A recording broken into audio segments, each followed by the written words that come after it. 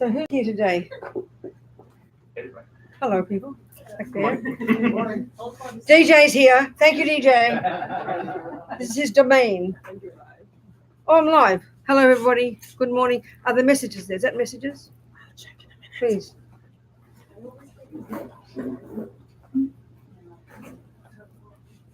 Let me see if I can see.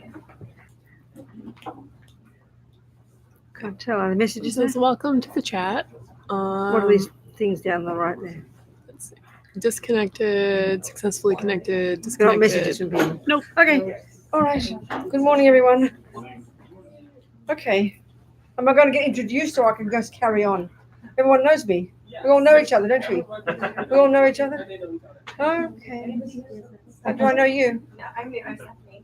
Stephanie, hi, darling. Hi. And I know you. I know you're her friend. Yes. Oh. We went to college. I've known Felicity since she's a wee girl. Her mummy is one of the old students of and her daddy, both students of Lama Yeshe, and her mummy was Lama Yeshe's secretary for many years. Yeah. So Felicity, and you like my friend Miffy in Brisbane, who said Lama Yeshe was her best friend. She used to bounce on his knee. Did you bounce in Lama Yeshe's knee? I wasn't born yet. Oh, sorry, darling, I forgot. No, that's right, you weren't born yet. I forgot. Yeah, I grew up when I met Ursula and I hung out when we were like. Oh, you did? 2 and 3. Well, oh, Ursula is Lama Yeshe's reincarnation. Oh, of course, that's right. You're too young. I get confused about years. I was saying something to her about the Black Panthers and the George Jackson and the Soledad brothers in 1971. She said I wasn't even born yet. I kind of forget how old people are. You know? Okay. Well, we've got a couple of hours today, haven't we? Only about 3 hours. We mightn't even have a tea break. No time. We'll see. So we'll just make the most of it. Can I say something? Yeah, go ahead. People can get up in between, that's fine. You're very welcome. Please enjoy. Yeah.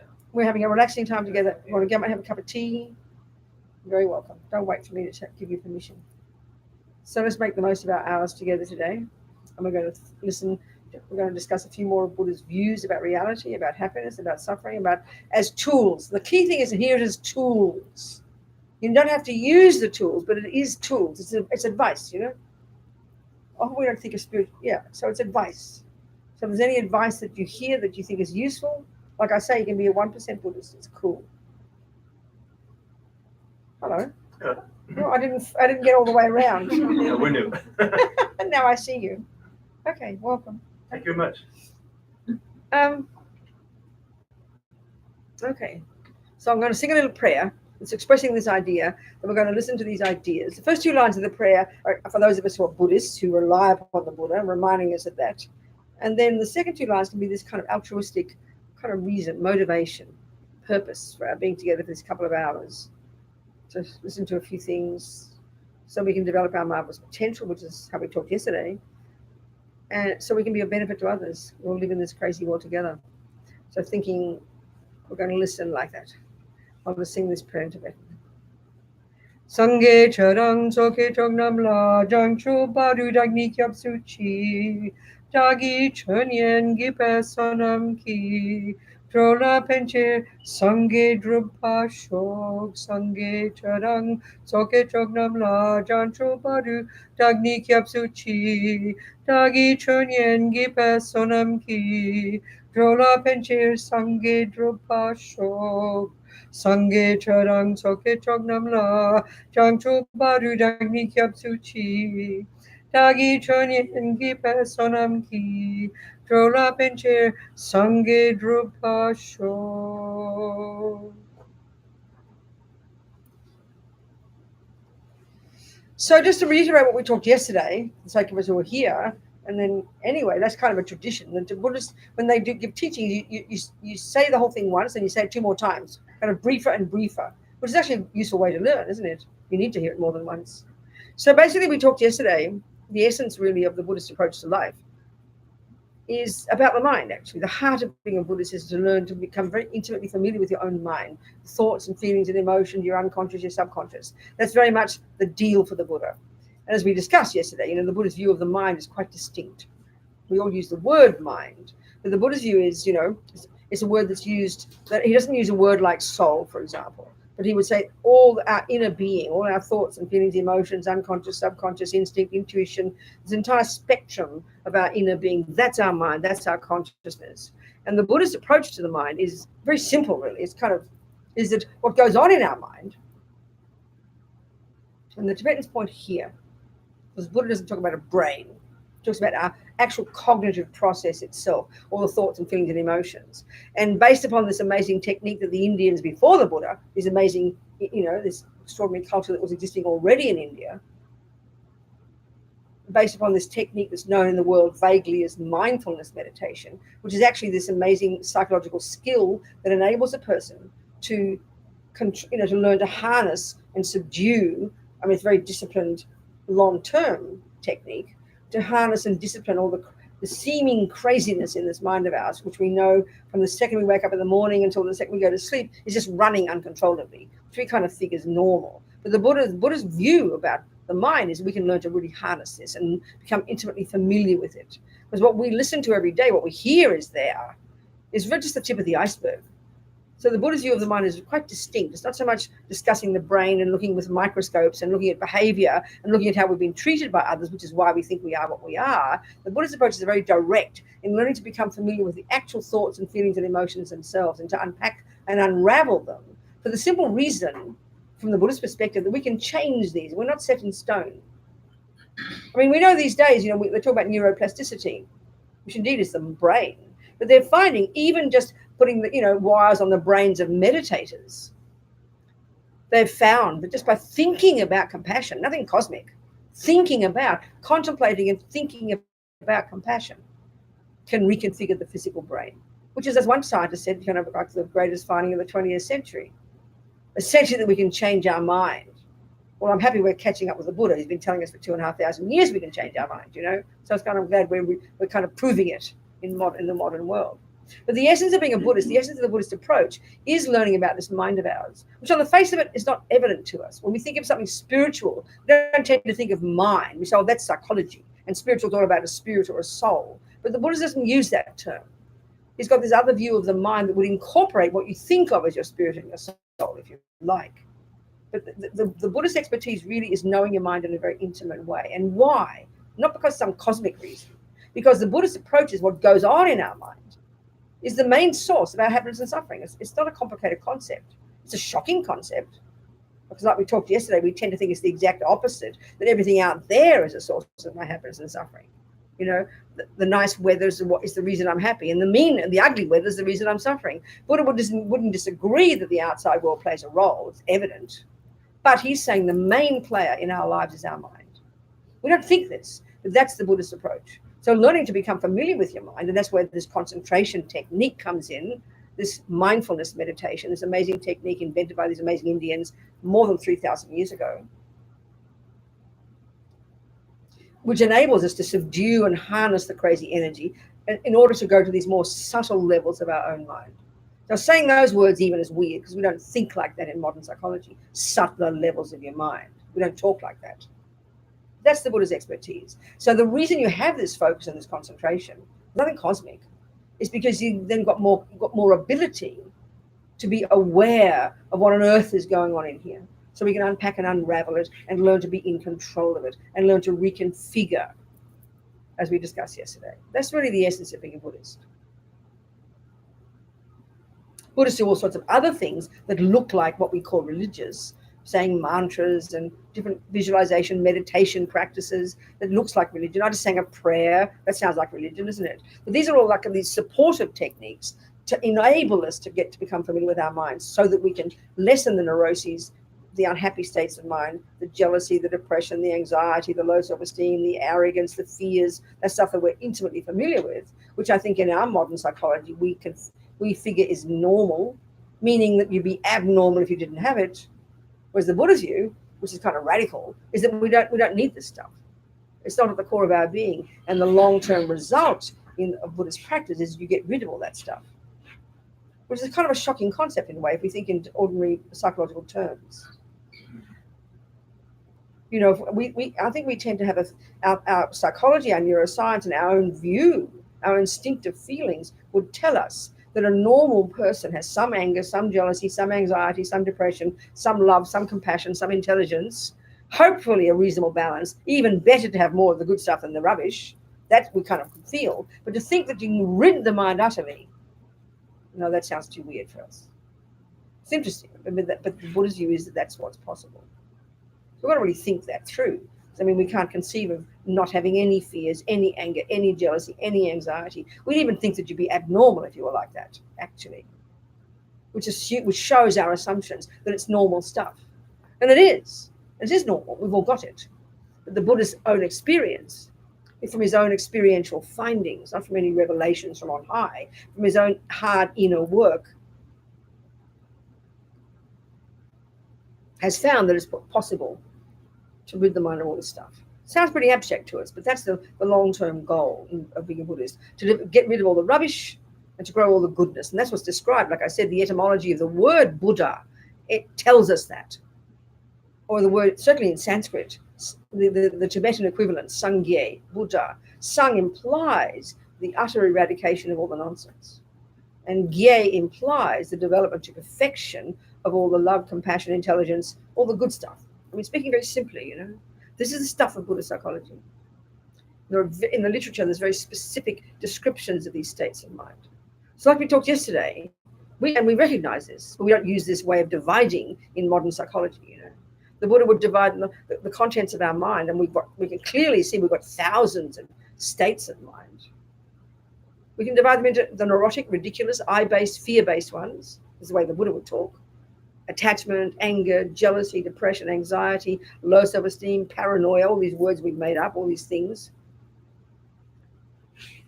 They're the neurotic, ridiculous ones. And the Buddha would say they're the source of our pain. And they're the source of why we make a mess of our relationships.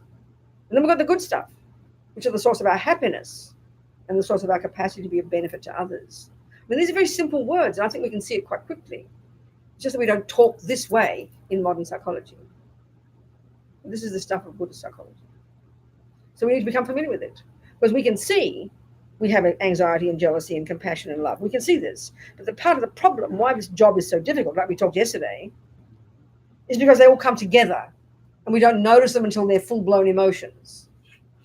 So in other words, I use the analogy of in a garden, you've got to distinguish between the weeds and the herbs. Well, it's not as if your weeds very politely grow down one end of your garden and your herbs grow down the other. It'd be easy, wouldn't it, to distinguish the difference, No, they all grow together. So unless you know botany, you can't tell one bit from another. That's really a good analogy about our mind. So like we talked yesterday, for example, let's say, who was my boyfriend yesterday? Ian. Oh, he came back today. Yeah. So I say, I love Ian. I'm in love with Ian. Well, the Buddhist view, you've got lots of attachment and you indeed do have love. Well, attachment under the first heading is a ridiculous neurotic state of mind. It's very kind of emotional hunger, that's needy, that feels dissatisfied. That's the energy of attachment. So I'm completely believing that it's Ian's job to make me happy. And all this is so intuitive. We don't kind of decide this. It just arises. It's deeply instinctive. But along with that neurotic neediness and this expectation he'd better make me happy, that it's his job, I also, fortunately, have love and compassion and kindness and all the others. I mean, they're my saving grace. If you only had attachment, I'd be a vampire. I'd eat him for breakfast and spit out the bones, basically. And we can see people in their lives. We can see some people who are really, like in Buddhist use of the terms, got masses of attachment, meaning very self-centered, very emotionally hungry, very neurotic, very needy. And they brutally misuse each other. That's what we do. That's the part of us that does it. Now, saving grace, the stuff that is really what our humanity is, the Buddhist view, is the good stuff. So fortunately, I also want him to be happy. That's called love. I don't want him to suffer. That's called compassion. I have empathy. I have all these qualities, luckily. And if we have any relationship that's worthwhile, it's because of those qualities. But if attachment runs the show, and then anger, which is the response when attachment doesn't get what it wants, when that's prevailing, sorry, it won't be a pleasant relationship. But the trouble is, this love and attachment come together. That's the tricky part. That's what makes it difficult. And even when it comes just to, like I said yesterday, even when it comes just to enjoying something, like, let's just say Ian, like I said, or somebody else went with chocolate cake, but let's say Ian, I like chocolate cake.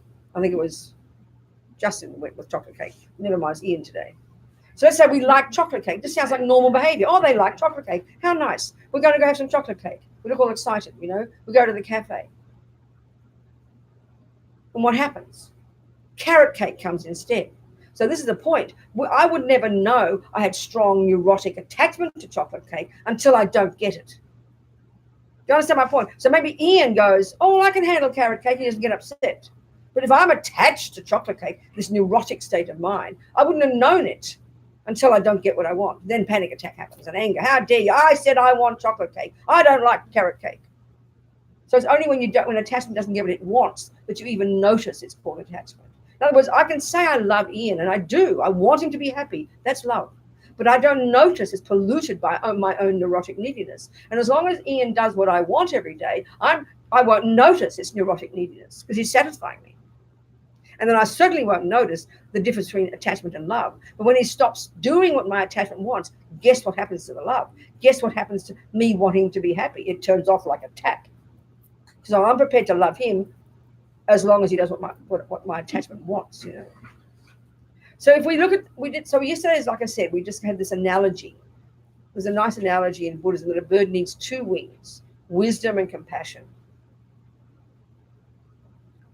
So we discussed yesterday the wisdom wing. We're discussing right now. That's the nuts and bolts of Buddhist teachings on the mind, and that we discussed yesterday, this view of karma, this kind of world view, the view from Buddhist point of view of why things are.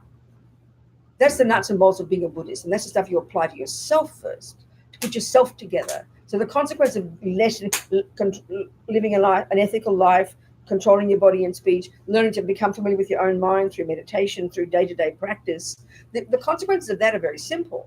You're the beneficiary. You become less needy, less neurotic, less angry, less anxious, less depressed, therefore more kind, more empathetic. It's kind of logical. It's logical. That's the Buddhist approach. So then we can afford now to realize, oh my God, look, we're in the same boat. Everybody's suffering. Everyone's neurotic. Everyone's needy. Everyone gets angry, upset, depressed, whatever. Now I can be of benefit to others. To the extent that I can work on my own mind is to the extent to which I can help others. It's very clear.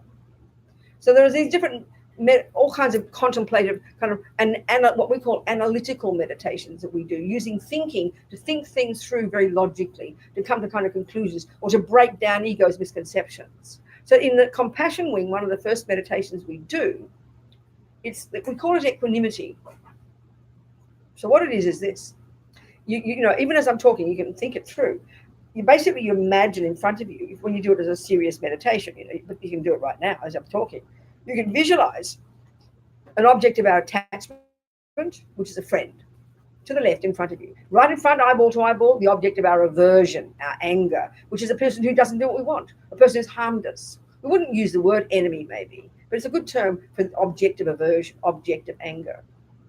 Then the third category of people, and this is the Buddhist view, remember I said yesterday, Buddha narrows down or subsumes to three all the different states of mind, thousands and thousands of neurotic states of mind. And he narrows it down to these three, which we discussed yesterday. You know, the two of which, the main ones in day-to-day life, attachment, this emotional hunger to get what I want, and then aversion and panic and anger and despair and depression when I don't get what I want. So we go between this attachment and aversion 1,000 times a day. This goes quite deep, like we discussed yesterday. So then if we look into the world in terms of sentient beings, not just things, we can divide them into three categories. Beings we have attachment for, they're called our friends. People we don't have attachment for, who have angry with, hurt by, have aversion for. We mightn't say enemies, but it's a good term, enemy. The third category called strangers. And there's no fourth category of all sentient beings. And this fits with this view of the Buddhist view about these three main problems, these three poisons, as Buddha calls them, these three toxic emotions: attachment, aversion, and then this particular aspect of the ignorance called indifference. So you've got friends, enemies, and strangers, basically. Those you're attached to, who are gorgeous, those you have aversion for, and those you don't care about. And those you don't care about, why? Well, the friends are those who do what your attachment wants, so you think they're gorgeous. The enemies are those who don't do what your attachment wants. And strangers are who do neither. So you adore the friends, you have anger towards the enemies, and you're completely indifferent to the strangers. This is really natural. And that's 99.99% of the universe. There's no fourth category of sentient beings if we take these three toxic emotions, which is the way the Buddha talks. So there's this really nice meditation, because in the compassion wing, we're trying to get beyond the ego's instinctive view of friend, enemy, and stranger, which is the way we automatically divide the universe. So as long as a person does what my attachment wants, then of course they're going to be my friend. If Ian does what I want and my friends do it, they turn up on time and they say nice things about me, they're not mean to me, then I'll call them my friends. I mean, I'm not trying to be sarcastic, but it's sort of basically how it is, isn't it? If Ian starts cheating on me, being mean to me, then of course very soon he'll become one of my enemies. It won't take long. In the beginning, before I fell in love with him, he was a stranger, because I didn't know him before. So there's this nice meditation, we call it developing equanimity, because it's the beginning of really trying to get beyond the narrow-minded way we have, and only basically here from the point of view of compassion wing, we're now trying to cultivate love and compassion for all sentient beings, which is such an easy word to say, but such an outrageous concept. You mean all the creeps as well? You mean all the horrible politicians as well? You mean the people who've been mean to me as well? Come on, that's a bit extreme, you know? So normal ego's view, we do have love and we do have compassion, but only for that one group.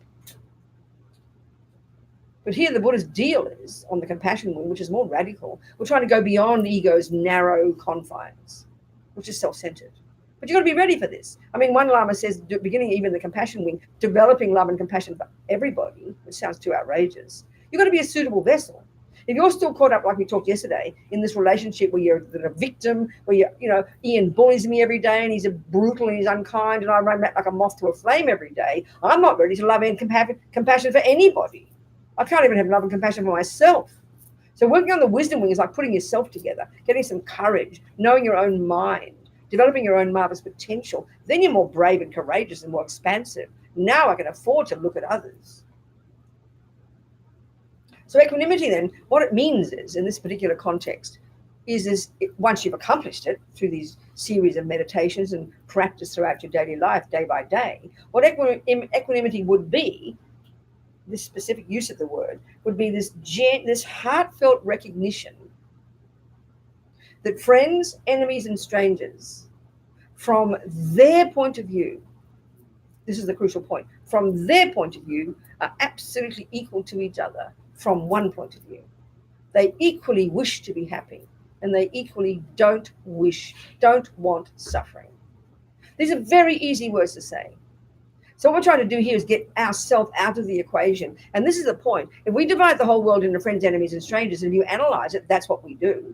You've got a few people you think are lovely, you've got a few you think you're horrible, and 99.99% we don't even think about.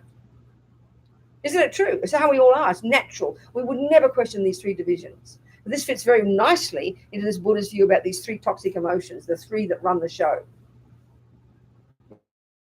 So indifference to others, which is how we think about strangers, is a function of this kind of ego grasping, this ego, the way we are. And then we've got attachment and aversion. And we run, and people go in between these labels all the time, So if I use the example of Ian, let's say before I fell in love with Ian, he was necessarily a stranger. He could have been an enemy. Sometimes people fall in love with their enemies. They change their mind, But let's just say I never heard of Ian. And let's say he's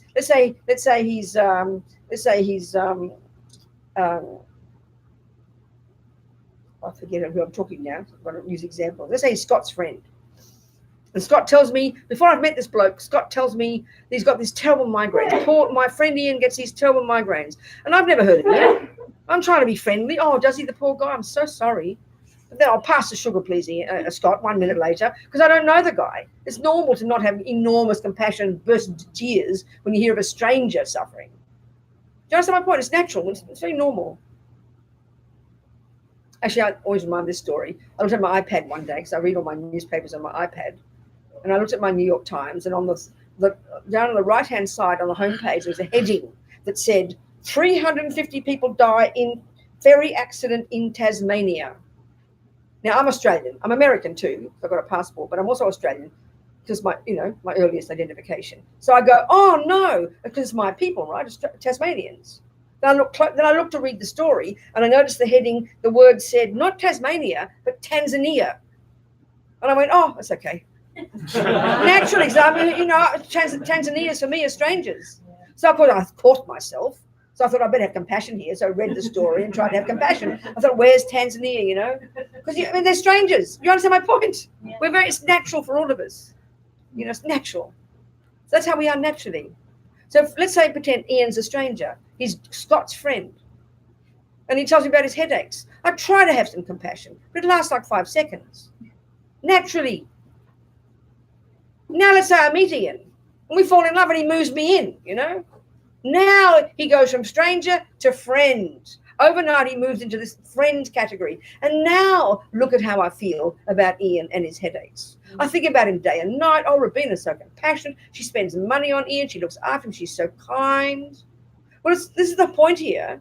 When we can realize that friend and enemy and stranger, or in this case, friend and stranger, both don't want, whoever they are, they both don't like their headaches.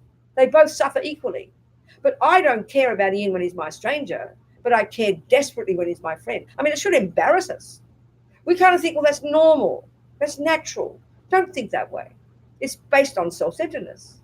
It's quite a shocking concept. We would never think we're self-centered in not having compassion for every stranger. In fact, we think that's demented. We think you're a weird person if you burst into tears about every stranger. We wouldn't know how to cope. So, but the Buddhist approach is because of these instinctive, primordially deep ego voices of attachment, aversion, ignorance. We divide the world into these 3 categories. So we, in other words, my love and compassion for Ian now is contingent on his being my beloved. He's doing what my attachment wants. He's kind, he loves me too, so I love him right back. I mean, it sounds like almost too hard to think. You mean I'm supposed to think that about the stranger as well? We can't even imagine that. But it's a good analysis to do and to think about. Now let's see what happens when he falls in love with Afisha instead and throws me out and moves her in. Now where does he? Now he's moved to the enemy category, and I hope he suffers with his migraines. I mean, isn't this true? Is this not how we are? And we go like this all our life. It's kind of interesting. If you take the whole world, there's only those who do neither to harm you or help you. There are those who are mean to you and those who are kind to you. Basically, that's it. Variations of these. And we go between in our lives with this. And we never question these assumptions. And like I said yesterday, one of the Buddhist approaches is to really start to question, to look into our mind and start to see that all these emotions and feelings and viewpoints we have are just a series of opinions about things. We've really got to question our assumptions, that if we all share these assumptions, it's not an easy job to do, But the Buddhist approach is we have the capacity to go beyond these neuroses. First of all, for our own sake, and then to enable us to be a benefit to others. Slowly, slowly. I mean, we always hear about examples of very compassionate people, who are able to have enormous compassion for sick people, ugly people, poor people, homeless people, whatever. We admire people like that. They're strangers, basically. So we can see it's possible, but it sort of feels like hard work, doesn't it? I mean, look at the person you have to live with every day. Not have to, you choose to, hopefully. If you're in charge of your life, you choose to. Look how hard it is to love that person every day. I mean, I just think, I make jokes about it. I'm trying to be ridiculous. But I think it really demands a lot of an ordinary human being when you live in the same place, in the same bed, in the same house, day after week after month after year. I think that's really a test of ordinary human behavior, frankly. What? Even if they're your children. Well, whoever it is. Of course, living close to human beings every day, you see all their neuroses, you see the worst and the best part of them. You've got to be pretty brave, Seems to me. That really tests. I mean, I always joke and say, I'm glad I became a Buddhist nun. If I had a husband or children, they'd be dead husbands and dead children. I mean, I joke, but you understand. We'll choose our own lifestyle, right? So anyway, it's really hard work, And then so what's the logic? What's the point behind this wish to cultivate this equanimity? Because for the Buddhist view, in this series of little techniques that we would do, this is the starting point, like the foundation for then beginning to grow the genuine wish that because to not just want those who do what we want, not just want happiness for them, but want happiness for everybody. And so right now, ego's risen to want people to be happy. And that's the definition of love in Buddhism. May you be happy. When you see people happy, you delight in their happiness. That's the meaning of the word love. The meaning of the word compassion is may you not suffer. Having empathy with people's suffering. That's compassion. It's like they're flip sides of the same coin. So this view here is we're trying to cultivate this love and compassion slowly, And not some kind of emotional sense, but gradually growing it more deeply, using logic basically to argue with ego's misconceptions. It's not some kind of emotional, gooey thing. It takes time to really look at our assumptions. So the key point here is this. The logic that ego uses, which is just natural for us, for whom I will love in this life, is only those who are my beloveds. Generally speaking, I only want to be happy, my beloveds. And it seems cruel and brutal, but it's true. It's contingent. My love is contingent on their doing what my attachment wants. So as long as Ian is kind to me and loving to me and forgives me and looks after me and nurtures me, that's wonderful, then I'm prepared to do it right back. But we all know how hard it is when your mother gets mean to you, when your sister's unkind to you, when your boyfriend's unkind to you. We know how painful it is. We know how hard it is to say, may they still be, I really want them to be happy. I do really love them. It's hard because when we're feeling so hurt and, hurt, it's not easy. So this is not an easy thing. So what we're trying to do here is shift from the logic of ego, which is I'm only prepared to love those who do what I want, to loving everybody. And the logical basis for this is because they want to be happy. Right now, I'm prepared to want Ian to be happy, but it's contingent on my being happy, him making me happy. As long as he does that, I'm prepared to love him. Put it that way. But here we're trying to shift from that logic, which is ego's logic, which is not logic, to the what the Buddha would say is real logic. That if I get myself out of this equation, and we do this as meditations, you do lots of analysis and think about it using different logical reasons to try to prove to yourself that these three people, get yourself out of it. But from their point of view, are equal in their wish to be happy and not suffer. We're trying to prove that to ourselves, not just superficially, but genuinely. And I don't think it takes too much time to prove it. I mean, the simple example of Ian. If you did a bit of you're going around doing a survey on how bad migraines are. You interview Ian, this is the point now, when he's what I call a stranger. He doesn't feel like a stranger. It's my label. You get my point? He says, Ian. And you ask him, how are your headaches? He says, they're shocking. They're unbearable. Now you interview him when he's my friend. He doesn't think of himself as a friend. He's just Ian. He'll say exactly the same with his headaches. They're still horrible. And when he's my enemy, so-called, he'll tell you the same thing. So this friend, enemy, stranger are superficial projections that we dump on each other. It's kind of clear. Look at the logic of that. Look at the other way now. Think of right now, this second. Think of three people. To the left, somebody who adores you. In the middle, a person who doesn't like you. We've all got one of them, if not more. Right now. Person who's angry with you, who feels they've been hurt by you, who resents you, who dislikes you, who's jealous of you, anything. Put that person in the middle, in your mind, right in front of you. And then to the right, imagine a person, maybe, like a person whose face you know just enough to put them there, but about whom you know nothing, for whom they are a stranger. We've all got three people like that in our life. Now think of those three people and get those three people to write a description of you. Now, the friends will be a gorgeous description. The enemies, you'll be this horrible person. And the stranger will just think you're boring. So you know that you're not any of those three, right? You know very well you wouldn't recognize those three descriptions. There's three different people they're describing. One says, oh, she's this divine person. One says she's revolting. One says she's boring. You don't see yourself in those three descriptions. They're all distorted, exaggerated descriptions of you, seen through the lenses of these three people's attachment, aversion, and ignorance. Can you see my point? We get this, it's logical. But it's so automatic for all of us, we don't question it. And it becomes so spontaneous. So these are kind of tough things to do, because you demands, we look at our assumptions, and you learn to change them, these meditations. They're very powerful. And these types of meditations aren't single point of concentration where you're learning not to follow thoughts. You're using thoughts in a very logical way in these meditations.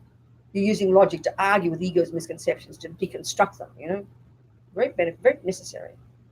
So you don't sort of then suddenly leap in and say, oh, now I have equanimity, everybody's equal. And suddenly you say, oh, you mean that I might as well bring the next door kid home instead of my kid, because they're all equal now. No, that's not what the meaning is.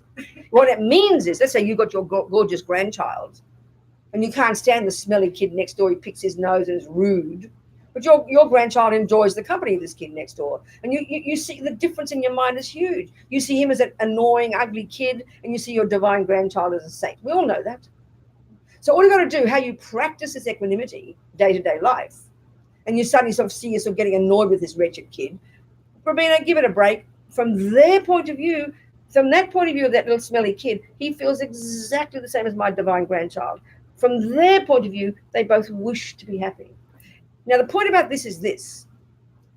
This doesn't mean they deserve to be happy. We think, well, they don't deserve to be happy. What do you mean? That's not the issue here. It's a really fundamental point that everybody is driven at the deepest being, the deepest level in our bones.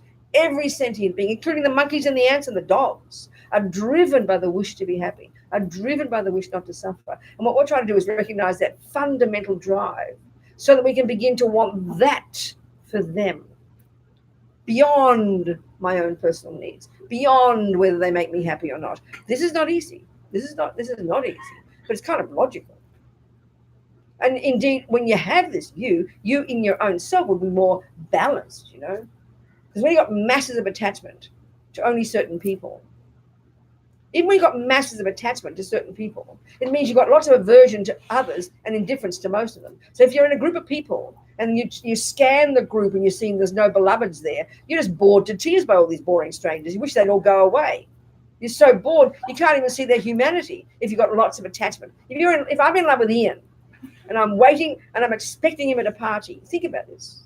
And I can't wait to get there. And I scan the faces, and in 3 seconds I see Ian's not there. I couldn't care about these other people. How dare they not be Ian, you know? Do you get my point, isn't it? So you don't even notice these other people because your mind is full of your divine picture of your divine Ian, whom all you want to do is see, you know, him. So we don't see anybody else. If you've got lots of anger, lots of people have lots of anger, wherever they see fault everywhere. Within 3 minutes they walk into that party, they'll hate everybody. Isn't it? We see this. So these states of mind cut us off from other people. In the first level of practice, like we talked yesterday, we're trying to see how these make us miserable. But here we're trying to see how they prevent us from being compassionate to others. We can't see past our own noses. And we can see it with other people. Forget yourself. People are really depressed. It's not criticizing anybody. We're all suffering.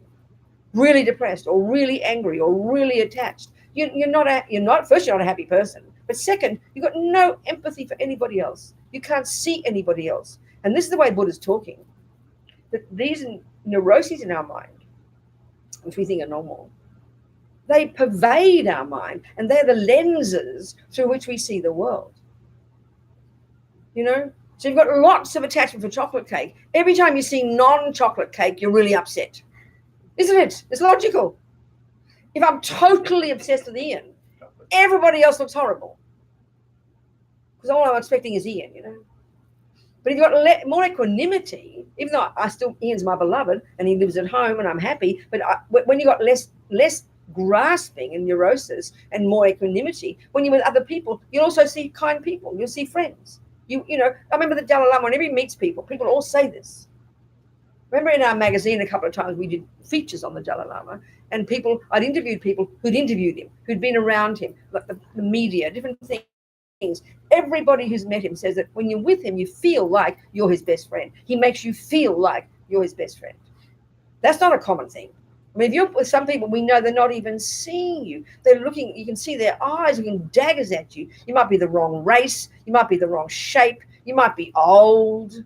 You know, whatever it is that other person doesn't like. And you can tell by they're looking at you. They don't see you at all. We know this experience. Because we're all walking around with our own attachments and aversions and then dumping our own needs and our own projections onto other people. I mean, it's very cruel. It's very heavy, actually. But everybody, we all do it. This is normal because we have attachment, aversion, and this indifference, you know. So try and cut these down. And this is the point, when you realize when you do this work, it's not just for the sake of others, you feel better. You know, there's my beloved Ian, whom I do adore, and I discover he's not at the party. I won't have a mental breakdown if I haven't got so much attachment, because I've got love and affection for other people, so I have a thoroughly good time. Do you understand my point? But if you're only obsessed with Ian, everybody else looks boring. You couldn't care less. You want to go away, you know. So it's really clear, the Buddhist point, especially the way we talked yesterday, first for your own sake, being driven by masses of this emotional hunger, then being angry and depressed when you don't get what you want, you're miserable. This is what causes you to be miserable. And now we're seeing how it prevents us, it cuts us off from other people. Bodhicitta. There's this extraordinary aspiration that, which is the result of developing love and compassion for others. And it takes, it's a long time. Don't hold your breath. But this goal in this particular path is to have this extraordinary level of empathy with others, such that, and compassion and love for others. Equanimity is the first little technique to use, such that you only want to be of benefit to them. Now, even again, in modern psychology, that sounds like mental illness. Like we would be a person who's only wanting others to be happy, we think that's not mentally healthy, But the Buddhist view of it's kind of radical. You can't pretend to have it. There's all these different techniques where you learn to use these logical arguments to argue with ego's misconceptions. So one of these techniques, another one, a few steps, there's about 11, but this is about the fourth one. The first one is this equanimity. Then the third one actually, it's learning to, we're trying to learn to see the kindness of others. Now this sounds very weird. We think, what do you mean the kindness of others? People aren't kind. You're right, they aren't. Lots of people aren't, it's true. But the point here is this particular analysis, particular meditation, and maybe it sounds abstract in the beginning, but you listen, you hear it. It's what we're trying to do is get past this view of seeing everybody through the lenses of our own needs, which is what attachment causes us to do. So we're trying to get beyond that. So this particular technique, it's called learning to see how all sentient beings are kind to me. On the face of it, that's an absurdity. So what's the logic we try to use here? And I think if you hear it, you won't be able to argue with it. It's true, but it seems a bit initially abstract.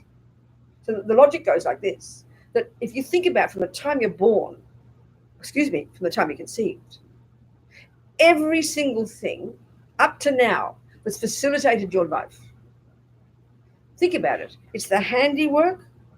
It's the result of the handiwork of sentient beings. Think about that. So you take anything just right now in your life, you take anything, like your clothing, I always use the example of my socks. I've got a pair of socks, okay? I like my navy blue socks. So I like to match my shoes because I dye these shoes. I buy these particular shoes I found. Anyway, I like to, whatever. I dye them. They're not quite the same. Never mind. Navy blue sort of goes with my shoes. I've got to look respectable, So anyway, I love my socks. So now the point is, if I start to analyze, this is fact. Okay, we never think like this. If I like my socks, and I'm grateful to the people who made my socks because they suit me, because I'm attached to them. They stay up because they're kind of stretchy. They're thin, so they're light. They've got no heels, so you can turn them over, and they last twice as long. You get my point? And they're really handy socks. I love them. And they're knee high, which I really like. I can't stand my ankles being bare, I'm not being stupid here. So I like my socks. I'm prepared to thank the people who made them. But the point is this: let's look at where these socks come from. They don't fall out of the sky ready-made. They're the handiwork. This is not a joke. They're the handiwork of sentient beings, people in this case, humans. I don't know if there's any animal stuff in this, so maybe no animals suffered. Well, probably animals suffer all the time. If they're polyester or something, whatever they are, that's not animals, is it? No. But I bet lots of creatures must have died in the ground. But never mind that. But it's the handiwork of many sentient beings. People conceptualize these socks. Some person invented the idea, then factories make them. Well, who works in the factory? Human beings. Who works in the machines? Human beings. Who put the packaging? Human beings. Who wrote the labels? Human beings. Who hang them up in the shop on the little hangers in Kmart? Human beings. Who serves you in the shop? Where's the blue sock department? Human beings. I mean, we completely know this. This is scientific fact. But who would ever think these people are kind? What are you talking about? How can they be kind? Well, the point here is, because we have this the hubris of attachment, like we said yesterday, is like this assumption that I just must get what I want every second. So I feel I have a right to get navy blue socks that are knee high that suit my needs. And everybody tries so hard to please you, including in Kmart. unless you can't find a person to serve you, get annoyed. But you think it's your right to get everything you want. So we walk in there and people try to help, and then people make socks, they put the sign on it, they put the label on it, they put the size on it, and you just take it for granted. You don't ever think about it. We don't ever think about it. But these are sentient beings. And but for their work, I would not have socks. This is a fact, but it seems a bit of a stretch to think, therefore they're kind. Because when we think of kindness, if we think a person's kind, what we mean is they've got some kind of character of kindness. When you think of people like that, even their voice is kind. We can think of people like that. Or, more brutally, we think people are kind when they do what I want. If I go to the cafe and I order my chocolate cake and the girl smiles at me and gives me my extra piece of chocolate cake with extra cream and a discount, I will definitely think she's kind. But maybe she's talking about me behind my back, that funny Australian Buddhist nun, she's so stupid. I don't care. She's giving me what I want, so I'm prepared to call her kind. Think about it. Think about it. Think about it. If people do what I want, they're kind. That's a very brutal, that's a very self-centered kind of kindness. But here it's more objective. And it's not saying the person in their bones is kind. It's not saying they're even thinking about me when they made their socks. They did not. It's not even saying they're nice people. It could be a pedophile who works on the sock machine. And this is a fact. So it's a stretch to think they're kind. But the point is, what we're trying to do in these techniques is open our mind beyond my own attachments, needs, just to see the objective fact that so many people have been involved in just my socks. If I didn't have glasses, I'm as blind as a bat. So the people who've invented these lenses, they're very thin. I've got like triples now. I've had glasses since I was like 2. My eyes are completely cross-eyed. One goes into my nose, but luckily my glasses fix it. And then I'm long-sighted. So now I'm very long-sighted. So this is like plus 13 down here, and plus 9 and plus something. Now, if I had to have glass, they'd be falling off my nose, So kind, intelligent people have invented thin material. I'm so grateful to them, sincerely. I don't know who these people are, but I am genuinely grateful. Well, that's called kindness. Do you see my point here? It's a very different way. So what we're trying to do here is get beyond attachment, aversion, and ignorance, and begin to see people. There's that wonderful movie just that came out yesterday on Netflix. There's a lot of publicity about it. What's that movie? Yeah, her movie. It's a 4-part series on Netflix, and it's about the Central Park joggers, the Central Park 5. These 5 kids who were accused of rape and whatever, and kept in prison for 13, 14 years. And she's made this amazing movie, and she's called it "When They See." What is it? When they see us. In other words, the whole point is. The obvious view is, as she said when she was interviewed, black and brown children are seen through the lenses. Let's say it's white people, whatever. That's just one example, but this is the point here. We are all seeing each other through the lenses of our needs.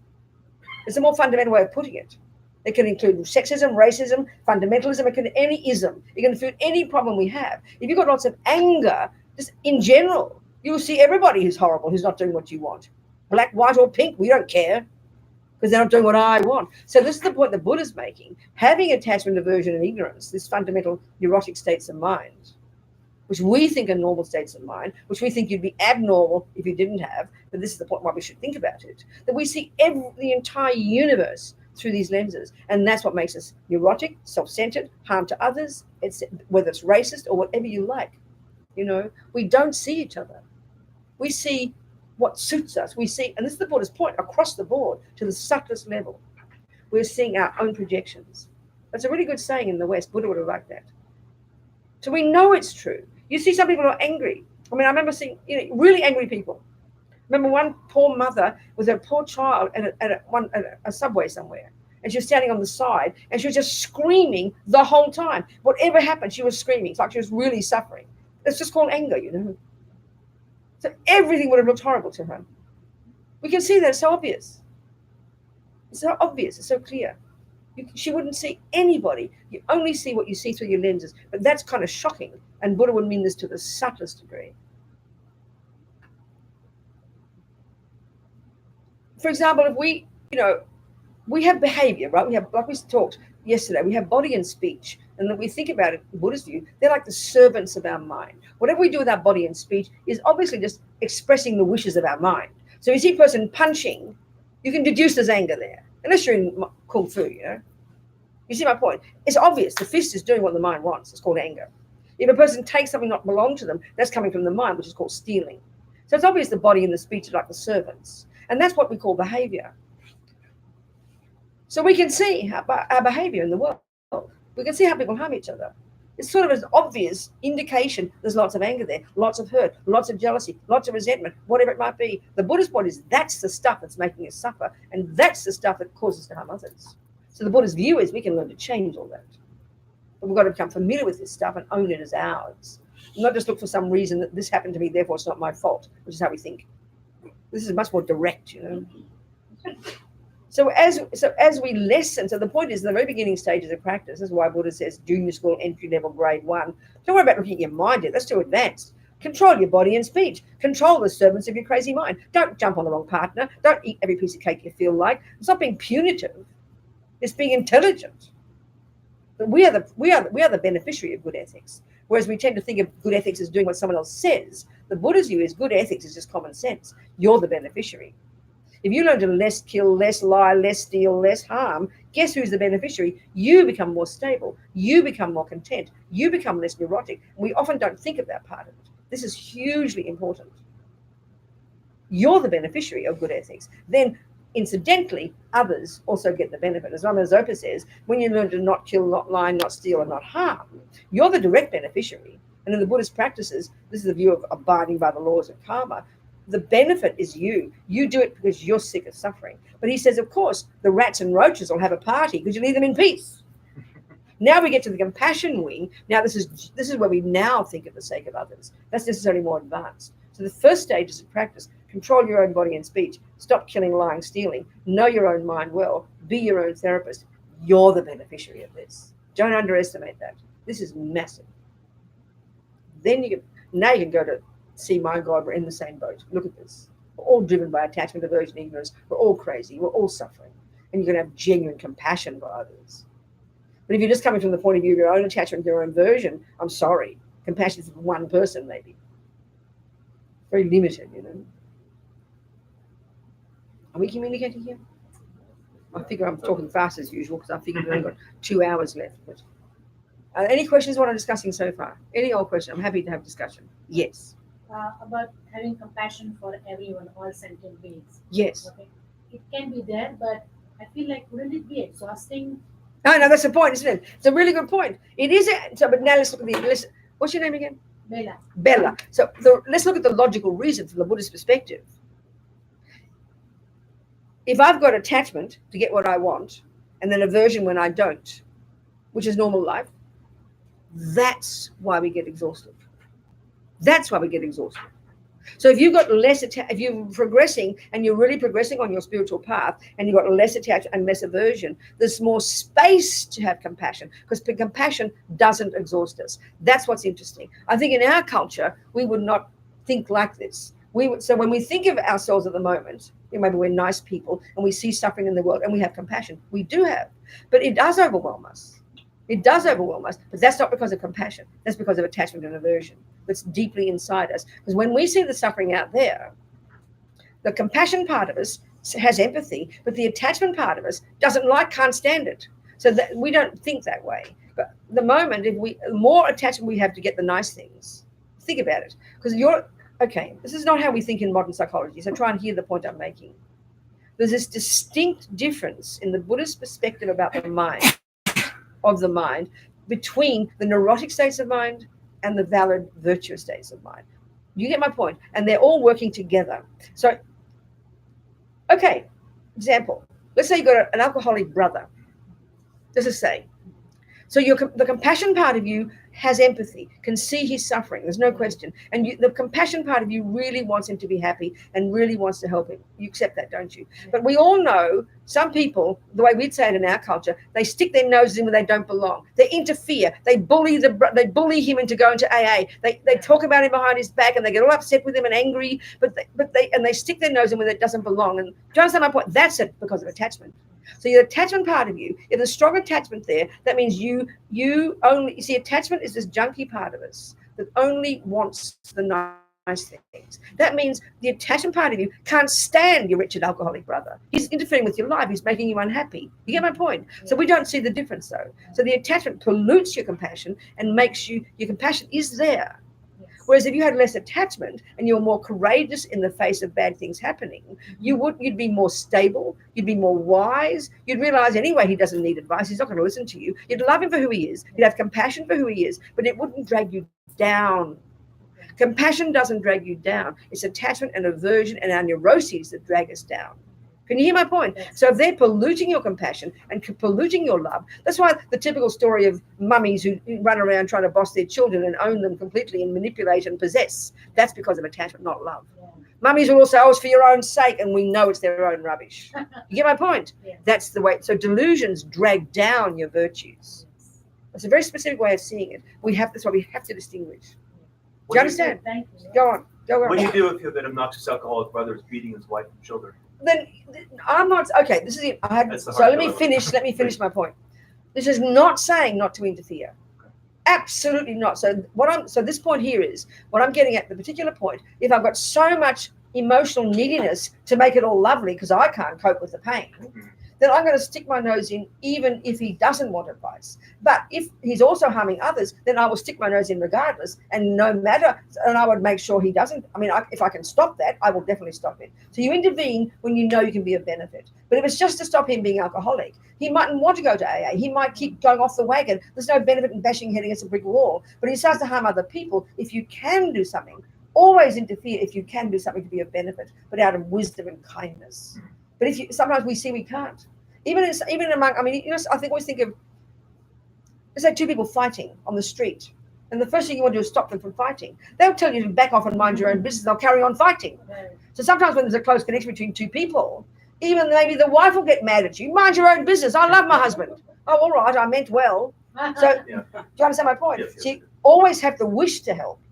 But the point I'm getting at here is when you've got lots of attachment, which makes us rush in like fools, thinking we're all goody-goody, then you have more wisdom and you know that. So, okay, compassion is the wish to benefit, but it's wisdom to know how. And that comes from being more stable, more reasonable, less neurotic, less needy yourself.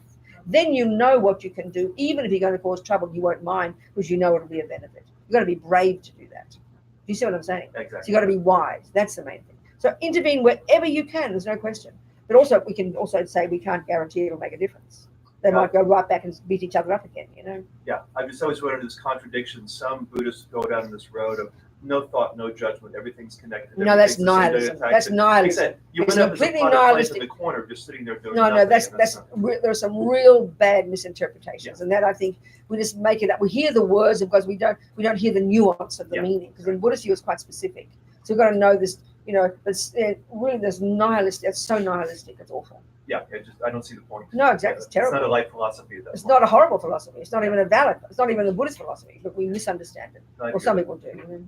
Yes. With things like the shooting in Virginia Beach. Yes, wars, that's how, right. For me, I definitely have an aversion to hearing about it because I get so my attachment of wanting to make it all nice. Of course, darling. That's how we all are. It's normal. It's natural. It's how we are. For something it almost feels a little easier to be more specific to one person. I understand that. But I think it is good to know what's going on in the world. It is, but sometimes it's overwhelming, isn't it? Yeah. Because we know we can. Okay, let's look at this. Okay, from this Buddhist point of view, the long-term approach, is that we've got this marvelous potential as we progress slowly, day by day, month by month, year by year, and indeed for Buddha, life by life, as we know, you've got this ability to lessen the neuroses, which are the source of our pain and the source of why we harm others, and then to grow the goodness. So it's a real, genuine, progressive thing. Often I think when we think of spiritual practice, we think it was kind of like a one-off moment of some vision, some feeling of enormous compassion, and next minute you're depressed again. But this is like gradual progression. In the same way that if you study music for 5 years, you will keep getting better at it if you do it properly. You'll see a progression. So this is the Buddhist view very much. This is a genuine, stable, step-by-step, incremental, progressive practice. Lessen delusions, grow the goodness, and you will actually get the benefit, and you'll become a more wise, more loving, and it'll be stable if you keep practicing. If you just practice once a week, it's not going to be enough. You'll forget the piece on the piano. It's the same here. And that's not often how we think of having compassion meditation and these things. It's a progressive, gradual development of you from being a neurotic, self-centered person to an amazing, compassionate, wise person, as you know, okay? So then when you know that, your goal long-term is to become this Buddha, this Sangye, full of, rid of the rubbish and full of the goodness. Long-term, it's real long-term. So, okay. So then, okay, so with that approach, if you're on that path, and if you are on that path, every time you see suffering, first of all, you learn about it. One learning about it would be the first step, the wisdom wing learning.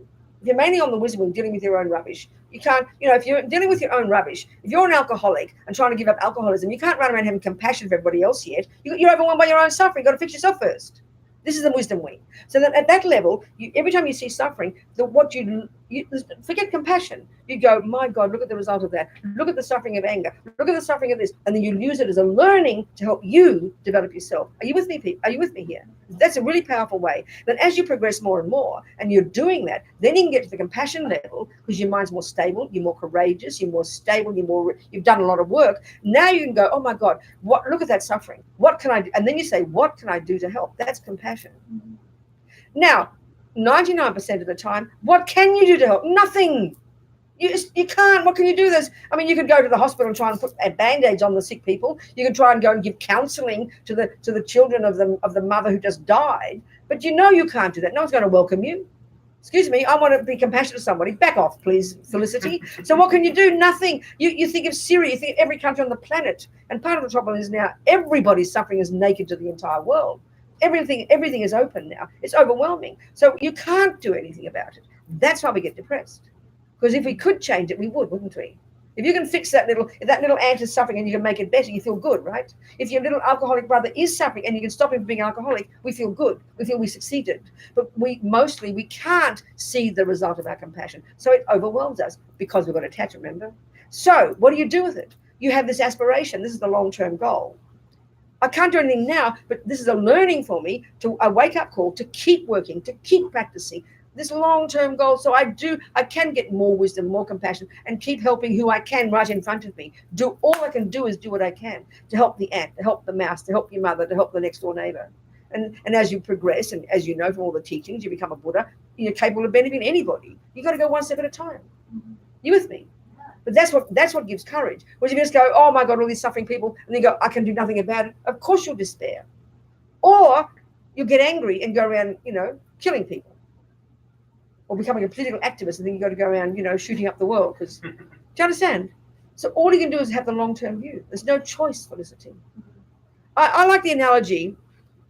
This makes a lot of sense because the idea of becoming a Buddhist seems abstract, But I just use the analogy of, let's say you go to Nepal and you go up the mountains and people seem to have cataracts. Lots of cataracts. And you go, so what compassion is? Oh my God, look at that suffering. That's compassion. The next level of compassion is this special one, the unique one of the Bodhisattva. What can I do to fix it? That's this great compassion. That's our personal responsibility. So you will say that, oh my God, look at these people with cataracts. What can I do to help? So of course, mostly we'd think I'll get a doctor. But here we're taking it personally. So then you check, can I help them right now? Am I a surgeon? And you have to say no. So then you can't help, can you? So what will you do? You want to shrug and walk away. What you will do is, and this is the analogy of bodhicitta, I must become a surgeon. You with me? I must become a surgeon. And then you come back home, you'll go to the university, you'll plug in for 7 years, you'll pay your fees, and you'll go. And what's your goal? 7 years' time, you'll be a surgeon. So what makes you want to be a surgeon? The memory of those people with cataracts. And they're all lying around waiting for you to help them. That's the energy of bodhicitta. Oops, a daisy. That's a good sign. It's a good sign. A sign we've all just got some understanding of bodhicitta. It happens. There you go. We've got a towel. No, that's just water. It's just water. It doesn't matter. So, can you hear the point, Felicity? You every time. So, if you go, oh, look at those cataracts. Oh, no, I can't do anything. I'm not capable. You walk away, or you get depressed. But as soon as you say, I'm going to become a surgeon, right away you get some enthusiasm, and the compassion for them is what energizes you to go back home and become a surgeon. But you can't become a surgeon overnight. It's going to take time. So that's the energy of I must become a Buddhist man with sentient beings. But you've got to have, and compassion is what drives you to do it. So you got to remember every time. So every time you see suffering, more cataracts. And there's more everywhere you turn, there are cataracts. And that increases your wish every day. Do you understand? That's the meaning of bodhicitta. So that's what gives you courage and optimism, because you know you're capable. Whereas hopelessness, I can't do anything. This is terrible. What can I do? Oh my God. Or you get angry. Who caused all these cataracts? Go around killing them. That doesn't help. Do you understand? Do you understand? You get the point. That's the meaning of how you plug in bodhicitta. You've got to remember it. Do you understand? No. Good darling. Thank you. Yes, sweetheart. So what are you doing then? You are meditating on the practice. Certainly there has to be something you could do. Is praying and No, okay, darling, listen. No, listen. Don't make it puzzling. You've got to look at your capacity. If you go to see cataracts and you say, am I a surgeon? And that's the analogy for being a Buddha. You with me here? But you're not a surgeon yet. But you don't just walk away. If you can give them a Band-Aid to help the tears, or you can wipe up the tears that come down, or you can give them something, a pill to help the pain, you do what you can. You can't do more than you can. The same with the alcoholic brother. You do what you're capable of. But meanwhile, you have the long-term view and you work every day on it. You say, well, you've got to do something, but you can't be a surgeon overnight. But you can do what you can according to your capacity. You look like you don't understand me. Well, Can't you hear the analogy? No, I understand the analogy. To explain what the analogy. Hang on. Wait. Yeah. Explain the analogy to me. Okay. The analogy is that you must take time and develop all these skills in order to help others. Is that the analogy? That you are speaking of? To help others. Perfectly. What the hell do you think a Buddha is? You say you're a Buddhist. You've been studying all these teachings. We're talking about becoming a Buddha. A surgeon, using a surgeon analogy. The surgeon is more developed than a person who can put a Band-Aid on, right? Right. Would you agree with that? But the analogy is a surgeon who's qualified to fix that cataract. What do you think a Buddha is, darling? You ever heard of it? I mean, you're a Buddhist. Yeah. So you are saying you just can't do it overnight, and Well, you can't become a surgeon overnight, can you? No, but what do you do every instant? Whatever you can. If you've achieved grade 1 of medical studies, you do grade 1 of medical studies, and then you get to grade 2, and you get to grade 3. You do what you're capable of. Can you hear me, sweetie? Yes, I'm hearing. Thank you. Don't just sit and wait. All the suffering people. I don't care. I'm going to be a surgeon. No, but come on. It's incremental and gradual. You do what you're capable of. Like Siobhan's studying. What are you studying, darling? What's it called? Who? I can't hear you. Health sciences. Thank you. So you've learned a few things, right? Before you studied health sciences, you couldn't lift a finger to help anybody with health, could you? No. But now you can do a little bit, can't you? You're not fully qualified yet, right? But you could do something, couldn't you? Can't you hear that, darling? It's incremental. Can you hear what I'm saying? What about specifics? That's what I need. What am I doing today to make What you're capable of. You're being far too abstract, darling. okay? You do what you're capable of. Okay, So if you see a person who needs money, guess what? Give them money. that's what I need. Okay. It's simple. You do what you're capable of. Okay. You don't pretend to be a surgeon. You'll be in trouble. You get my point? You do what you're capable. You check out, what am I capable of? I can put a Band-Aid on. I can give people food. I can be kind to people. You do what you're capable of. But all Buddha's saying is you can grow that capability to the nth degree. It's incremental, baby. Now I know. Thank you. Okay. Sorry. It's practical. But our trouble is this religion, we put it in the sky, It's ridiculous. You understand? Yes. I sometimes think about something I call the defense conundrum. Oh, don't get too complicated on me, please. Just speak simple. Just speak Basically, simple. what if, like, you're somewhere and there's guns laying around, right? And someone comes Darling, and can we starts shooting the place please, up. excuse me, has that ever happened to you? So can you please just keep life simple? Bad enough for the stuff that does happen. Don't make up stuff that hasn't happened. So just please keep it I simple. just wonder what to do. No, sorry, it's just fantasy. You're just giving your head too much. That's meaningless. Just, meanwhile, you see a person who needs a Band-Aid and you're so caught up with all these guns that might come, you don't notice the Band-Aid need. Come on. I'm not going to answer. What else, people? We've only got an hour left, Very little we can do. What have you got your question? Okay, that's another destroying. We've got more destroying. It's a good sign. What other questions? Come on, you people. Any other questions? Yes, sweetheart. I know I hate that term, but never mind. It's a Western word. What do you mean by it? Come on, quick. Boundaries. Not being a punching bag, being the guy that's the nice guy. No, there's something. Okay, well, this is how we talk in the West. Let's analyze it from the Buddhist perspective. That's my job here, right? The person who is a punching bag is a victim. And I'm not criticizing, we're all victims. The more attachment we have, the more we're victims. Because the more attachment we have, the more this emotional hunger, this neediness, this sense of I'm nothing and I'm nobody. So I'm always wanting something more out there, whether it's food or people or handbags or whatever it might be. Okay? The more we have that, the more hopeless we are, the less aware we are of ourselves, the more we dump on everybody else the responsibility to make us happy. So then different ways that attachment functions. So I want things to be the way I want them. And when I don't get what I want, I get angry. But when you don't get what you want, you kind of can't stand the unhappiness there. You don't want to upset the apple cart. I didn't mind upsetting the apple cart in my family, but you don't want to upset the apple cart because you're a good boy. So you don't realize that's your attachment too, to make it all nice, because your attachment can't stand the problems. My attachment couldn't stand the problems either, but I'd just happily kick and punch. But you would just go inside and to make it all nice, to make you feel better, you'd keep the apple cart upright and make everyone happy. So it's neurotic. So it's your attachment, darling. It's hard to see this. Not Damien, Nicholas, not Nicholas. Justin, thank you. Damien's and Nicholas's and Justin's in my family. Now, one of my sisters has 38 people in her family. That's quite a lot of people to remember. And she's got 7 children, 49 grand. She's amazing. She's this great matriarch. Anyway, listen. This is sort of subtle stuff, Justin. Okay, let's look at this one. The deepest attachment we have, the Buddha would say, the subtlest one, the most pervasive, the most neurotic hunger, emotional hunger, is the craving to be seen in a good light by other people. A simple way of putting that is we have the craving to be liked. Now, it sounds very shocking because we think it's the most normal thing on the planet. But it's a deep, so the assumption in that attachment is that I'm nothing unless other people say I'm something. That's our deepest one, darling. And they say the yogis in the mountains who've given up everything, sex, drugs, rock and roll, the lot, but they're still thinking about what the people in the village are thinking about them. Yeah. That's an amazing analogy, isn't it? That's how deep it is, darling. And don't, it's okay. That's the deepest one. Shush. Sweetie pie. Just one step at a time. It's okay. We've got to see it. It's the hardest one to go. It's the deep. Says we're tiny children. There's this little broken. Buddha's sort of saying we get born with this ridiculous attachment, which kind of cuts us off from everybody else and cuts us off from ourselves. Like we're nothing until mummy smiles at us, and that's a normal thing in one sense. And mummy needs to love us and nourish us to help us grow up.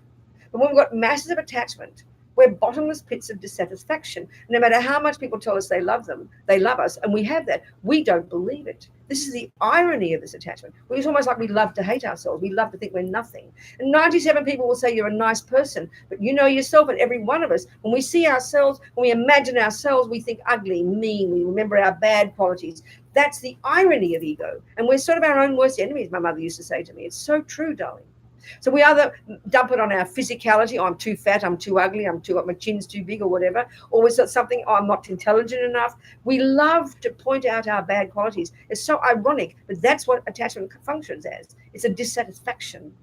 So we're our own worst enemies. So this is why, and then we think about, then like you said yesterday, I think, well, how can you say good things about yourself without being arrogant? So we almost think it's a virtue to criticize ourselves, and we think it's arrogance to praise ourselves. But the key function of all these neuroses we're talking about is that they over-exaggerate. So arrogance would be indeed a problem. It over-exaggerates your importance. Well, low self-esteem is the flip side. It over-exaggerates your unimportance. And we go between these two. And if you've got arrogance, you've got low self-esteem. This is a bit embarrassing to notice. And we love to admit to low self-esteem, but we don't like to admit to arrogance. So if you've got low self-esteem and you walk into a room, let's say there's another person who's also good at the same thing as you. Let's say you're both good piano players. And one of you has got lots of arrogance and the other person is just very content. So that person who's content would also be able to delight in their good qualities, and they'd have a lot of self-confidence, and they'd be delighted to meet an even better piano player. But an arrogant piano player is very nervous, is very worried of meeting a person who's better, and then as soon as they meet a person who's better, they'll go collapsing into, I'm the worst piano player in the world, I'm so pathetic. In other words, the low self-esteem person can't stand the fact that other people dare to be better than me. It's a bit depressing to hear that. But it's very similar, because all the neuroses have got this ego base. Whether there's, people say, I'm shy. You don't hurt anybody but yourself. But shyness is the flip side of thinking I'm so important. You're self-conscious. We've all got this. This is the Buddhist view. It's quite subtle. The Buddhist teachings about the very nature of self go to a real subtle level. And this very sense of a neurotic self we have is what causes us to have attachment, is what causes us to feel separate, is what causes us to feel lonely and pathetic. So this is long-term stuff, darling. Do you understand? So the point is, in my family, one of my sisters always joked. Julie was the one who always didn't want to upset the apple cart. She'd run around trying to be a good girl, And I was the one who upset the apple cart. So I remember one time she said, anyway, I shouldn't be personal about my sisters. Sorry, my sisters. They never listen to me anyway, so it's okay. I hope they don't. Never mind that story. I'll forget that story. Are we communicating? So one step at a time, babe. Slowly, slowly. Rome wasn't built in a day, as our mummies would tell us. Pave the way, one step at a time, all these lovely analogies. And so noticing the mistake, the problem is the first step. Then having the courage to go, yep, I can fix it. One step at a time, darling. Yes, sweetheart. I have a question about guilt and how guilt. Yes. That. Would you say guilt is really connected with the desires? Of course it is. Guilt is. Or if it's something that we use as a tool. Okay, listen to this. Okay. Guilt. There's a particular practice we do as Buddhists, and we discussed this yesterday. We do it at the end of the day. We call it purification, but it's just really taking stock of what happened, taking responsibility for your mistakes, regretting them because you're sick of suffering, having compassion for those you harmed, doing it in a practice, and then making a decision to change. It's a practical psychological process, okay? Now, as the Dalai Lama asked one time, the first step in this process, we call it regret. He says, the person asked him, what's the difference between this healthy regret and what we call guilt? And it's very clear. Guilt, as the Dalai Lama said, you look in the past and you go, I did this and I did that and I did this. And then you conclude, and I'm a bad person. Right, isn't it? Yeah. Do you agree? So then look at anger. What's your name? Stephanie. Let's say Stephanie, I'm mad at Stephanie. And I say, Stephanie did this and she did that and she did this and she's a bad person. So it's anger, but you're the object. That's it. It's the same philosophy as anger.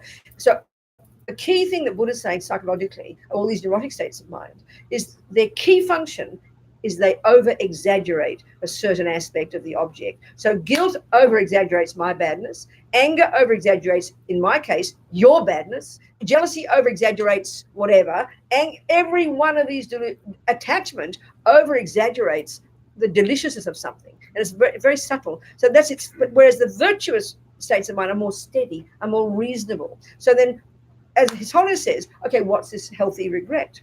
This is based on the Buddhist view of karma, that everything we think and do and say is what produces us. We're like producing ourselves, So then regret on the first step is the same. You do remember, I did do this. I kicked the dog. I killed my mother. I lied to my sister. Whatever. You acknowledge you did it. But then you go, because you recognize that you don't want the suffering results from that, you go, what can I do to fix it? Not, I'm a bad person. Because I'm a bad person just sits in misery. It just sits in self-pity and misery. And it's very automatic for us because we run to that and we almost think it's a virtue. And it's so subtle and so continuous. We got to get taught it. It's there deep in our bones. So we've got to catch our mind, watch it like a hawk and grab it and then change that view. And be happy to acknowledge I did things that are going to harm me, that harmed others. But then don't have a panic attack about them. Acknowledge it. And then go, how can I fix it? This is profound, actually. That's what we have to learn to do. But we over-exaggerate our badness. And we paint the whole of ourselves with that one brush. And we do that to everybody. It's anger, it's aversion, and it exaggerates. And it's terrible to do. We do it to ourselves, and we think it's a virtue. It's terrible. It's really like self-hate. Awful. Do you understand, darling? Yeah. Everybody does it. It's just the way the Buddha says, just the way the mind is. It's ego grasping and how it works. So this stuff's quite subtle. You've got to catch these thoughts. Because they come so quickly, Do you understand, sweetheart? Yeah. Because the Buddhist view is there's no negativity we can't change. There's no karma we can't change. Nothing's set in stone. And that's why the concept now that your brain is not set in stone is a revelation for us in the world. And because we take it more seriously, we hear that the neuroscientists have found it. Whereas we hear Buddhists say it, we just think it's religion, But there's nothing in here set in stone. The habits, they're very deep habits. And that's why we've got to have humility and patience with ourselves. Because one of the commonest things, people are saying, I've been practicing for 30 years, I still get angry. Well, I say the fault isn't that you still get angry. The fault is that you assume you shouldn't be getting angry still, because it's an old habit. When you know it's a long-term habit, you're delighted every time you see it, and you work on it incrementally, slowly. It's a bit like going to university to become a surgeon, and you wake up after the first day, oh, I'm not a surgeon yet. Oh dear, what a pity. I mean, how stupid. You understand? Are you with me? Yeah. It's incremental, step by step. We've got to have such humility and patience with ourselves. That means confidence. But you've got to be confident in the methods. If you're confident in the methods to become a surgeon, you know it'll take you 7 years, but you can almost taste it because you can see it. And you're prepared to work hard all those years. But if you forget there's also the point about compassion. Sweetheart. I'm sorry, I forgot your name. Claire. Kathy, that's it, Kathy. If you forget your reason, first when you go to the mountains, you get all excited with your compassion and you go to become a surgeon. But let's say it's going to take you 7 years, right? So let's say you wake up the first morning and you're full of compassion for all these people with their cataracts, and it reminds you, so it forces you out of bed, doesn't it? Why am I getting out of bed today? Oh, the people in cataracts, I must go to work and become a surgeon. But let's say after the first few months, your compassion starts to go and you forget your reason for becoming a surgeon. You'll give it up, babe. So you've got to remember every day the compassion. You've got to remember every day, why am I doing this? And that's why Lama Zopa says, every day do everything with bodhicitta. Means remember, so okay, good analogy. The best way to be a surgeon is to do it 24 hours a day. You become a surgeon in a year probably, wouldn't you, if you could do that?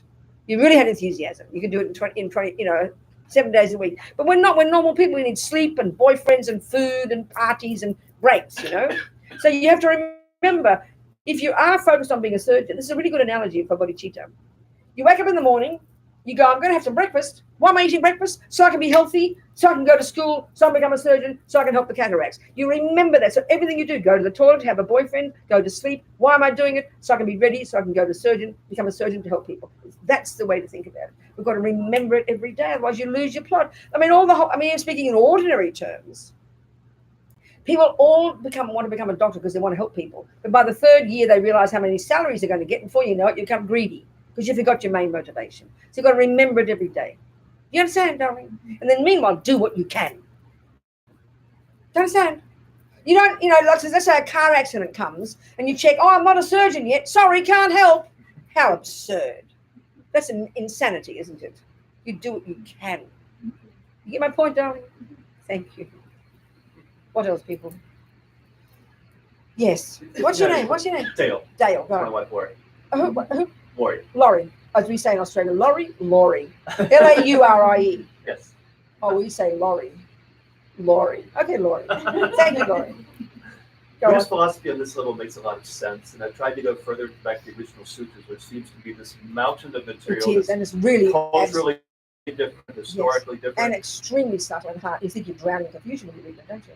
Do you benefit eventually from doing it? Is there a way to benefit from it? Or Oh, well, should I first of simply all, stick at this okay, level? that's an interesting point. No, there's no question there's a benefit. I mean, the way Lama Zopa goes on, he says you're just reading the sutras is so amazing. See, the logic for that in the Buddhist view, which you won't get from knowing the sutras, you've got to get from the commentaries, from the masters, is that the Buddhist view about karma is every millisecond what you think and then do and say, none of it goes astray. Everything gets stored. So therefore, the benefit of just even saying love and compassion, it puts a seed in your mind. You program yourself with that. So we can be delighted with that. The Tibetans understand that. So they always talk about Tibetans. They travel a month across the mountains to get to some Lama's teaching. They can't read. They can't write. They bring their picnics and they sit there for 1 month listening because they know there's an imprint in the mind and they'll learn it next life because nothing goes astray. So there is benefit. There's no question. And we know ourselves, if every time you hear a piece of music, every time you hear it, it goes a bit deeper and you begin to be able to comprehend it. So it doesn't just go in one ear and out the other. So it does have great benefit. Then obviously the real benefit comes when you can understand it. And that's why in the Buddhist view, as you must know from the monastic university system, the real benefit is to hear the teachings, the commentaries from the masters, because the ones who have unpacked it all and do comprehend it. That's certainly the Tibetan tradition. You got to get the right teachers, good teachers. But that's where if you go to a teaching by the Dalai Lama, for example, and you've done your check that he seems like a valid person, and he'll take a sutra and he'll comment on it, and he'll make it sound so easy because you know that he knows it. That's very powerful. You understand my point? Absolutely. That's the real benefit. We've got to find the right teachers, though. Some people are a load of rubbish. And part of the problem is, because it's religion, we think anybody can say what they like. I mean, even and now with so much popularity about Buddhism in this country, everywhere, America to Australia too, there's a lot of rubbish people out there. Got to be really careful. And I remember here and in Australia, there's one woman I met who this friend of mine told me she was a nun. She's amazing. She's a psychologist. She goes teachings. And then she eventually discovered she's a complete liar. She's not a nun at all. She's fantasizing. She's a chronically ill person. And the same in America. A fellow in California invited me to his Zen center to teach. I did. He's a very nice boy, very sweet. He's a teacher, he said. Then suddenly he came to visit me and he had Tibetan robes on. I said, oh, you became a monk? He said, yeah. I accepted that. I was very surprised. And then I discovered some of his students started to write to me. He was a complete insane person. He didn't know it. He wasn't a Buddhist at all. He was pretending. He lied. Every word he said, he was a liar. But he just, because he had gift of the speech, people believed him. It was very, very shocking, you know. So really, and there's so much rubbish published. Yeah. So we've got to be cautious. So you can't go wrong with the Dalai Lama, I'd say. And then you check that bibliography and you can go from there. So you trust your bibliographies, I think. Okay. You understand what I'm saying? Absolutely. That's a good Yes. tool. Yes. Where do you live anyway? Northern Virginia, outside DC. So where's Guru Samaja Center? Do you know about that center? I've heard of it, yeah. There's an old Lama there. He's like an old abbot. He's like these old abbots who've studied for 30, 40 years and have taught it for 30, 40 years. Mhm. They're like a walking computer. So you want a valid teacher, you couldn't get better than him. Someone in She'll tell you about it. She He's goes not there. there anymore. Oh, he's not. Yeah. Where is he? He's in Reading, Connecticut, but Oh. he comes once a year. Oh, only once a year. Oh, sorry, disappoint you. No, there's still really good teachers there. Okay. Coming, yeah. But That's right. there's still like valid teachers. They got. Which place in Virginia you said? Guya Samaja Center. It's on Main Street in Fairfax. They have people coming all the time, don't they? Teachers. Yeah, I'm coming there, aren't I? Yep. That's You're right, going July 19th. Yeah, for the weekend. That's right, exactly. So does he have any online presence? I'm sorry? Does he have any online YouTube. YouTube? Yeah. Yeah, if you look on their YouTube, they have all their. But there's masses of stuff on YouTube in general. I mean, I can only talk about the centers that I'm part of. Our organization is about 160 centers around the world, and this center in DC is one of them. The one in New York City, Shanti Deva Center. I'll be going there too. So I can only go by the ones I know, and I can recommend them. But you can go on from there. There's lots of good people. But you start with one you can have recommendation, and then you go from there yourselves. You know, there's masses of stuff online these days, and there's masses of courses people can do. I mean, if you really want to study this stuff, there's some really good courses on Buddhist philosophy online, some fantastic courses. But just follow your nose, you'll find them. You know? And you'll find there's different style too.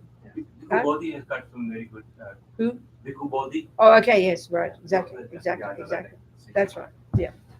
So, okay, people, do you want a quick break or not? It's 1 o'clock. We've got another hour and a half here, haven't we? Yes. Well, have a quick break. Can we have a cup of tea? Please. Yeah, have a cup of tea. Or a tea break or a pee-pee break, whichever you prefer. Maybe a bit of both.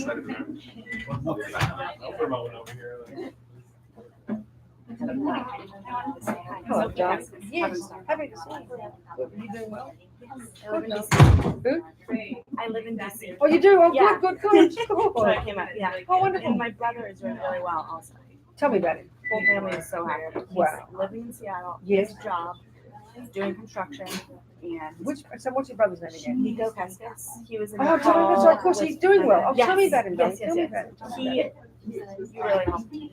He's happier. He was really, he had a great time at the course. He was really Yeah. wonderful. Yeah. And he had a great time on the things with us. He really did, so he's doing well. Yeah. Your ability to turn around his mind. Oh, is really? Crazy. Yes.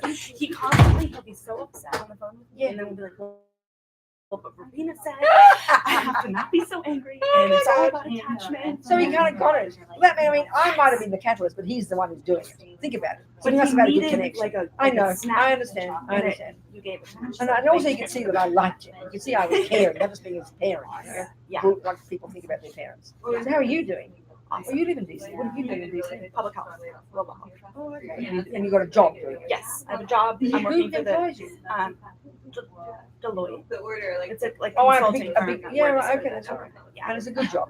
Yeah. And you're doing useful things, not just Yes. theoretical work that gets buried in some file somewhere. No, so Good. helping the government I'm working for the Centers for Disease Control. I just like But what you were saying about being so upset with looking at the suffering in the world and reading the news, I have the exact same question.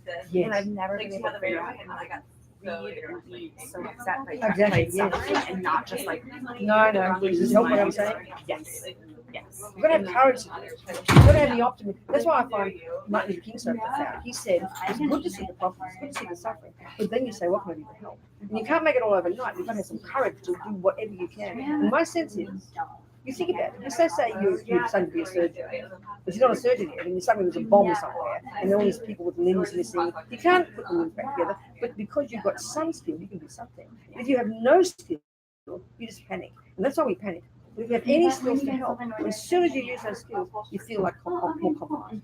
The problem is still there, but you can do something. You have some skill to do something, no matter how long term it is.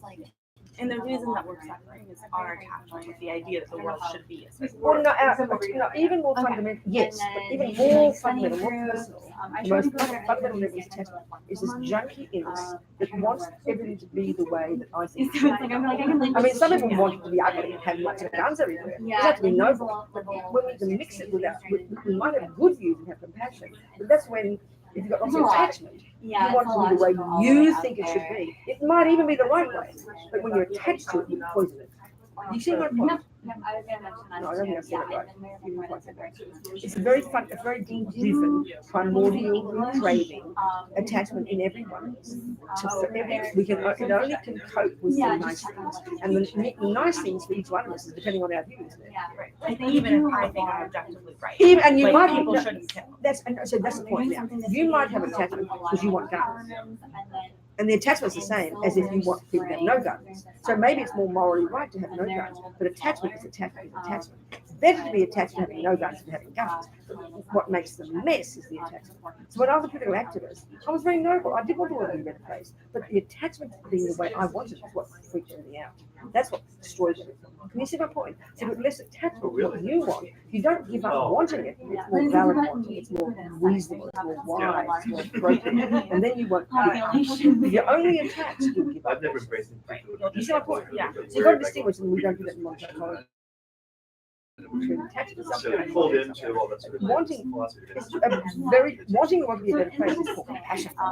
Never give that up. But attachment pollutes it and makes you rocking up and down like a yo-yo and get obsessed and angry and upset. That is not compassion, like I said, that makes you upset. It's attachment to getting what you want. And we don't make that distinction. It's a powerful one. You can't see it. Do you understand my point? Yeah. It's hard to see the difference. Yeah. They come together. I think his comment also, when you, it's hard to separate out the attachment versus like the base desire to exactly have right. It's more. almost They're separate things. You can still have the steely desire in your soul. Yeah, but you're not ever lose it. Never lose it. That's why I said about Ian. My love for Ian is wanting him to be happy. But I can't see this mixed with attachment. My need for him to be. In other words, if we could see attachment in a raw sense, we'd be embarrassed, so obsessed, so neurotic, so wicked, so wicked. It's like this mania. But we've got our good qualities too. Which the irony of that is sometimes you can't see the attachment. Do you understand? When you see people who are really self-centered, you can see it's raw attachment. There's not much virtue. We've got the virtue too. It's harder to see the attachment.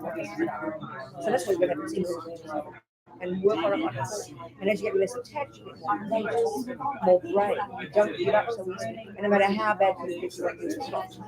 That's why the Dalai Lama will not to put him up a bloody throne from the sky. But the fact is, he's got no attachment. Therefore, he's never upset, doesn't get angry, doesn't get depressed, never gives up for 60 damn years trying to make things better. And that's what perseverance is. Powerful perseverance. And in your job, no matter what, how long it takes, you know you do something useful, your motivation is pure, and you keep it.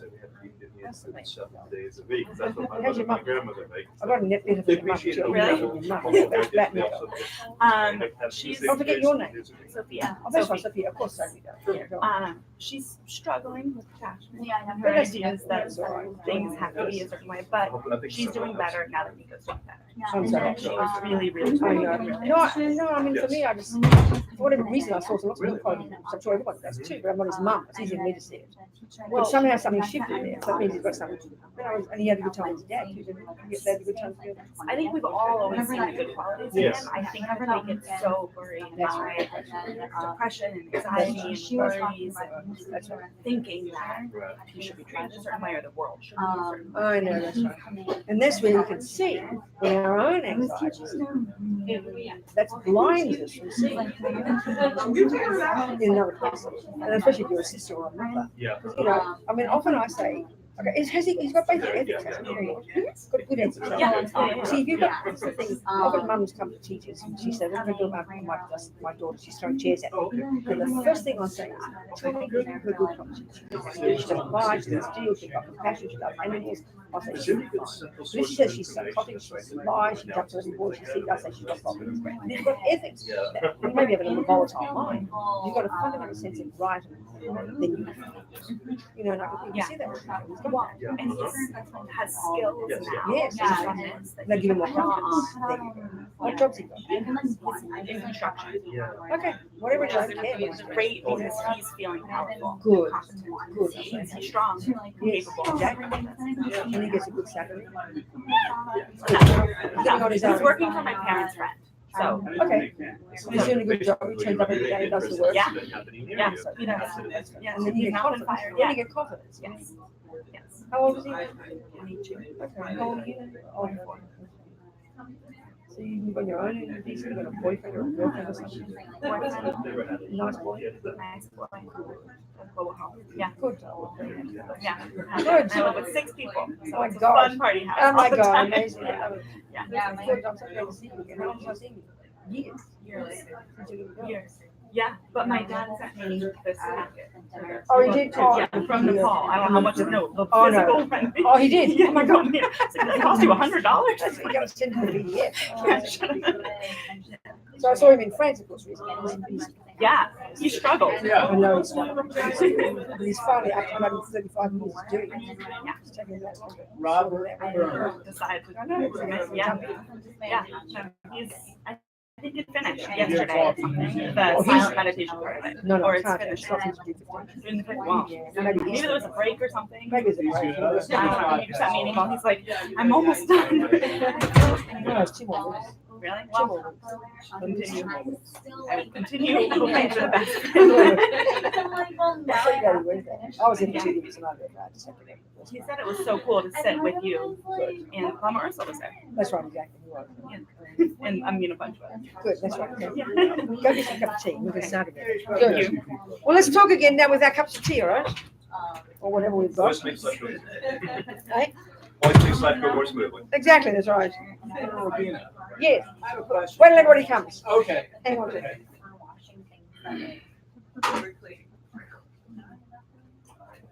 Mhm. So, so for you, and we can do the refuge thing later after everybody's over. That's okay. There's no time for it now. Okay. Okay. Okay, fine. So now, okay, what's your question, Zoe? It has, okay. You know, Buddhism's a working hypothesis, right? Well, it's for you. It is for Buddha. It's not. It's the truth for Buddha. He's done the work. I have total faith and confidence in Buddhism because it's worked for me so much. So far, so good. Yeah, No, so far, it so might good. not. You might get to the point where you find Buddha's wrong. So don't. So- Did you hear what I said? Yeah, I might get to the point where I find Buddha's wrong. Yeah, but so far, so good. so far, so There's a good, process. yeah. Go on. So I'm As the reciting Dalai this- Lama said, you know, if you, this is, hang on, I want to say this point. If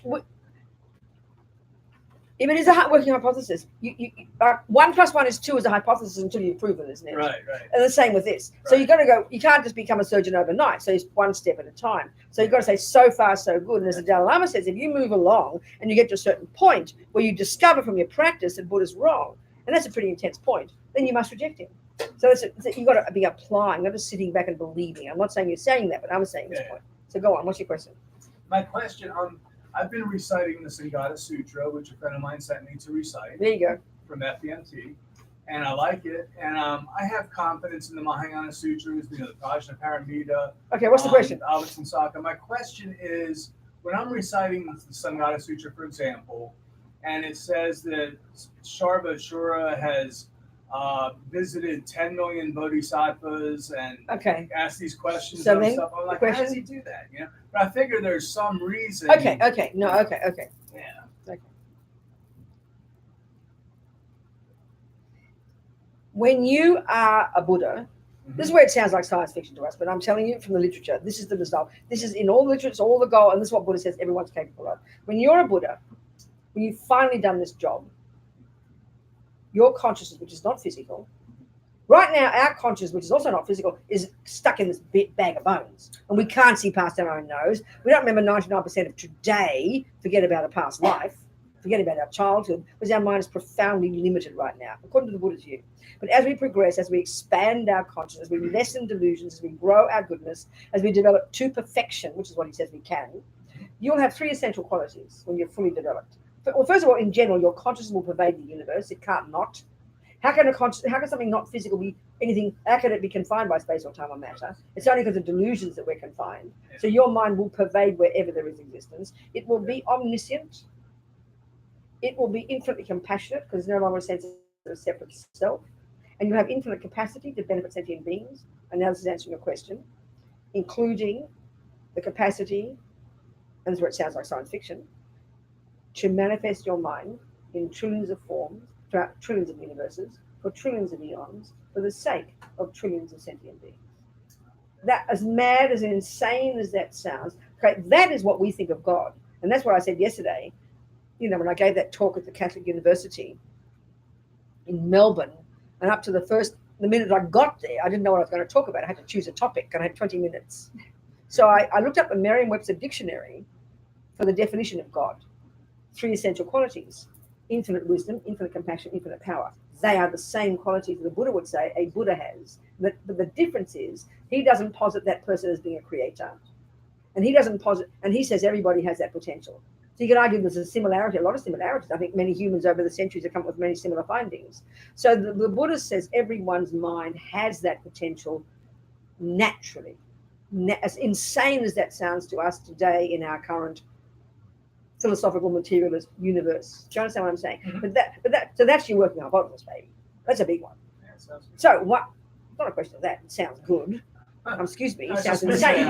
It sounds mad. So then that would answer. So then when your mind is that capable, they talk like this in the sutras, because or even they say in the King of Prayers that your mind has the capability to manifest in a billion universes, and then that can manifest as an atom. I mean, all this kind of talk.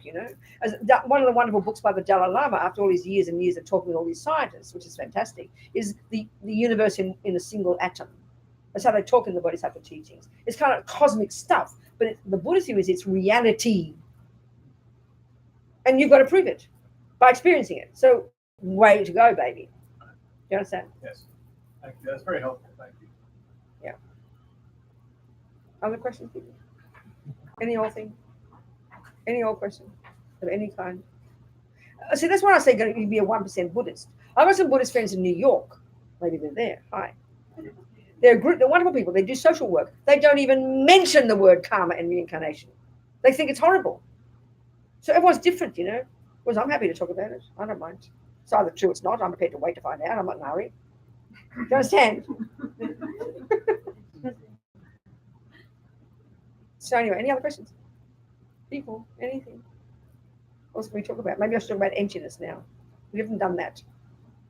So all the stuff we talked yesterday, the wisdom wing, let's try to junior school and high school. You put yourself together. You abide by the laws of karma. You live according to ethics. You don't harm, don't kill, don't lie, don't steal. You're the beneficiary of that. You become more stable, more disciplined, more content, more wise. You then go to high school and start to look at your mind. You unpack and unravel the contents of this mind of yours and really do the work. Now, by this point, you've accomplished what they call renunciation. You're an extraordinary person. You have this complete subdued body, speech, and mind. You're really wise. You've given up much of attachment. You've given up aversion, all the neuroses. You're really clear. And if you wanted to finish there, if you wanted to graduate at high school, you'd be on the Theravadan path, wouldn't you? That's the point. And you would then finish the job by realizing emptiness, realizing no self, and then you'd be at the end of whatever life it is that you accomplish your nirvana, you'd be out of here, babe. You won't come back. But you can go onto the Mahayana path, the Bodhisattva path, which is the university level, and even the postgraduate level, which is the Vajrayana, and you can keep going. Even if you don't need to be reborn because you've done the work, you can continue to want to be reborn because you want to be that surgeon to benefit sentient beings. That's the compassion component. That's the Bodhisattva component, And the teachings I'm discussing here are in that framework. That's the Tibetan Buddhist tradition coming from India. So, where did I start this discussion? Thank you very much. Okay. So then, the essence of all the Buddhist teachings would be then, there's 2 wings of the bird. So the essence of the wisdom wing is finally you remove completely from your mind all the misconceptions to the subtlest degree, attachment and aversion and all the others first, and then all the way to the ego grasping, which is this the misconception of your own self. That's the subtlest one. And that's where they talk about realizing emptiness, quote unquote. We'll talk about in a second.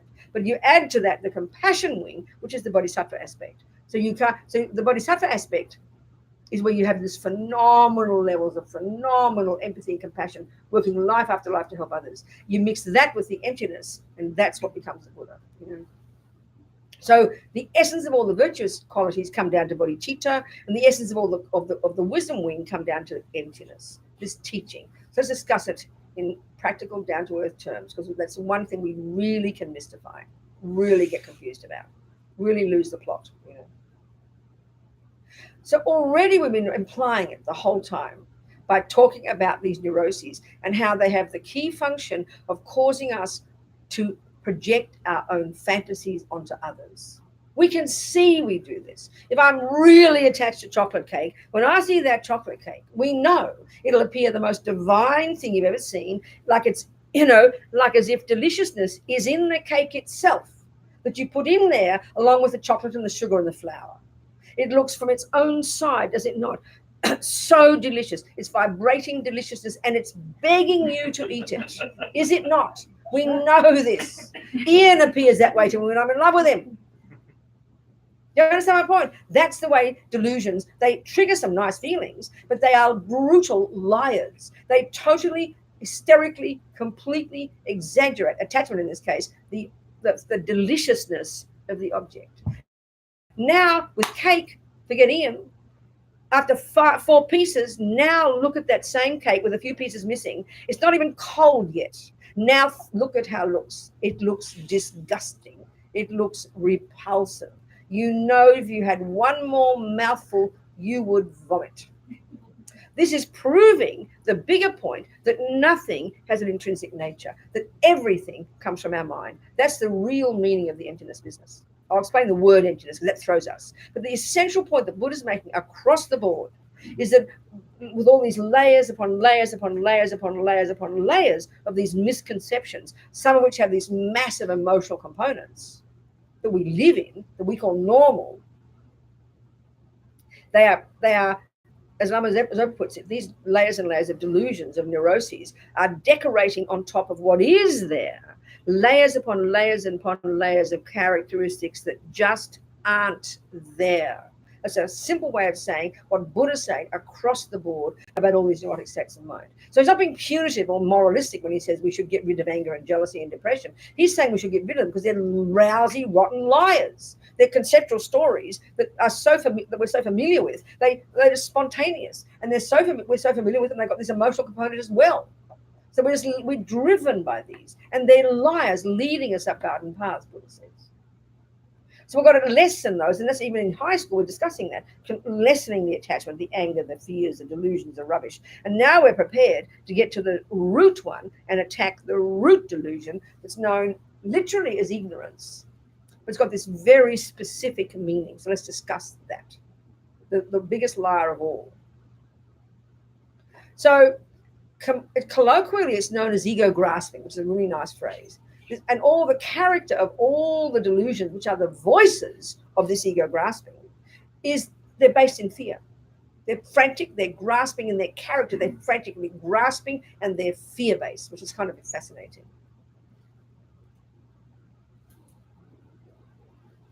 So as Lama Yeshe says in his Mahamudra book, it's come out since September, wonderful book about emptiness, meditating on emptiness. It's a very delicious book. Mahamudra. Okay, you want to get it? Download it. You can get it digital. Mahamudra by Lama Yeshe. Wisdom Publications just published. Yeah, it's a very delicious book. And I know it because I edited it, so I'm familiar with it. It's a really amazing book. Mahamudra by Lama Yeshe. Yeah, it's incredible. And how to meditate on emptiness. It's very specific and very delicious. And Lama talks beautifully in there about the nature of mind, being pure in its nature, and about emptiness, how to meditate on it. Very, very delicious. Very lovely book. Very immediate, very easy to comprehend. Very delicious. So there's different. Okay. So Buddha, Buddha got all the Hindu teachings. I just have to say Hindu because I don't know all the different variations. I don't know all the different philosophies in Indian philosophy. I just don't know them. I have to say Hindu for the whole lot. There's so many views over the centuries that were amazing for several thousand years. As the Dalai Lama said, it was these amazing Indians more than 3,000 years ago who were the ones who began the investigation into the nature of self. Pretty incredible. So Buddha came into that system and went as far as he could go. And he suggests he went further. I mean, he's not trying to insult the Hindus, but he suggests that they still, even though they got as far as they could go, they still were retaining some the belief in a subtle intrinsic nature. And so that subtle intrinsic nature, the Christians would call it a soul, Hindus call it an Atman, the Greeks would call it an essence, whatever we might call it, God knows, you know. But there's this indeed is a subtle point. We've got to hear it. But the point is, this ego grasping, this root delusion, that's what it grasps onto. So attachment grasps onto, over exaggerates the deliciousness of something. Anger over exaggerates the ugliness of something. Ego grasping, the root delusion, over exaggerates the very ontological status of everything. It's a really subtle point, very fascinating. And it's deep in our bones, way beyond the ability to observe it, you know. But that's why we have to have single point of concentration. So we have to have a shamatha, so we can go more deep into our mind and see it. As Lama says in this book, there's no way in the world you can see this subtle mistake and therefore realize the absence of that nonsense, which is the meaning of emptiness, without having single point of concentration, without having samadhi. Not possible. Our mind is not capable of seeing it at a gross level. But we can start somewhere, at the gross level. Of course we can. Let's start somewhere. So, okay, what's this mean then? Well, the Buddha's teaching, the best way to present this from the Buddha's teachings, this ultimate reality, as they talk about it, is in the context of relative reality, conventional reality. So the shorthand for ultimate reality is this word emptiness. And what it means is everything that exists merely lacks this intrinsic thingness. It's a simple way of putting it. So the word emptiness is referring to that lack, that absence. And I'll go into that word in a minute because we make it mystical, but it's not. It's just that we don't talk like that, but I'll explain. Then the relative, see, in the context of the two truths Buddha talks. So the other one is the conventional reality, that everything conventionally has a certain status. So things exist conventionally, and then they have this ultimate reality, everything that exists. So then, first of all, Buddha's saying these delusions decorate on top of all those conventionalities qualities they don't have. So in order to look at the subtlest projection, the one of ego grasping that projects thingness onto things, we have to then first establish what does exist conventionally. So the universe we know is full of millions of phenomena, computers and flowers, and and even we know since Steve Jobs came up with his fancy ideas, there must be 4 billion new apps alone that have come up. That's a whole bunch of new phenomena we've never heard of before Steve Jobs. So every day we're creating new phenomena, aren't we? New things that exist. So it's in order to discuss then, Buddha's saying everything that exists, we dump these mistakes onto them. So the mistake we're discussing here is the subtlest mistake of intrinsic nature, as abstract as that might sound to us. And Buddha says this is the root problem. This is what keeps us locked in suffering. And when we've annihilated that mistake, that's what nirvana means, liberation from suffering. You've cut the mistake. You've cut the root of the problems.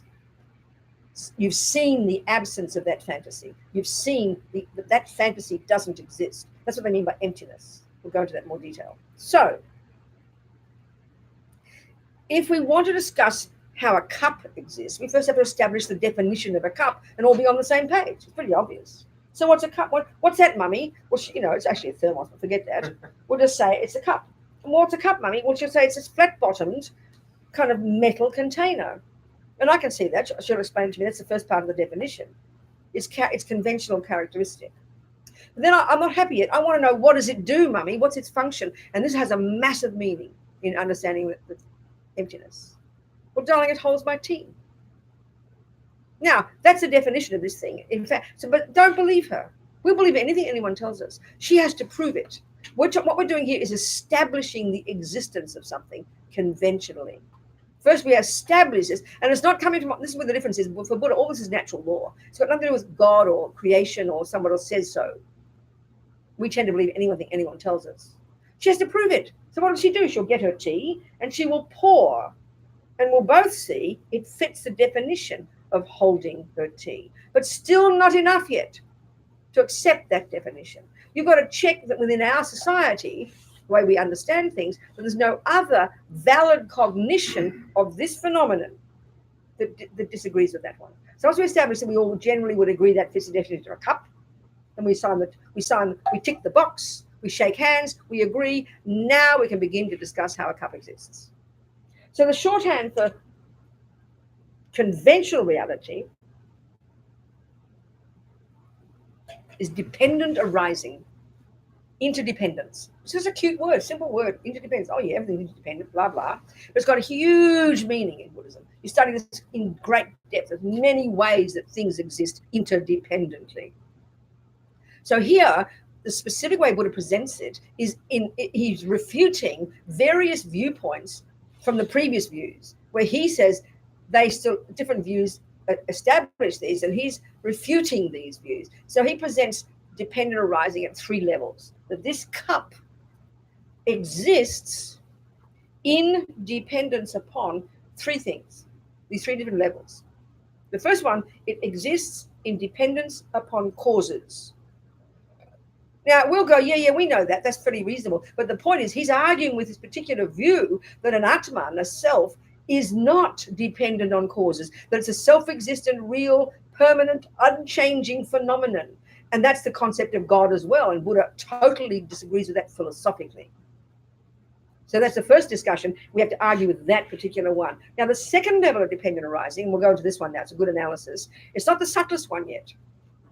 Is that everything exists, this cup exists, in dependence upon its parts. That you won't find any cup here apart from the parts.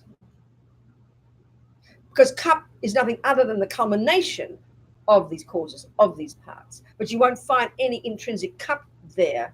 This is just a simple way of putting it. And the third one, the subtlest, and that's what the level Lama Yeshe talks about in Mahamudra, the actual one that Nagarjuna expresses in the teachings, that is the real intent of the Buddha, is that cup exists in dependence upon the mind calling it cup. That's the subtlest one. We won't even go there yet. We'll go to the second one. It's very tasty. So let's do a bit of an analysis of the second one. Now let's, instead of the phenomenon called cup, let's take the phenomenon called I, the one we think about most. It's the central player in our head, isn't it? So, okay, let's look at this word.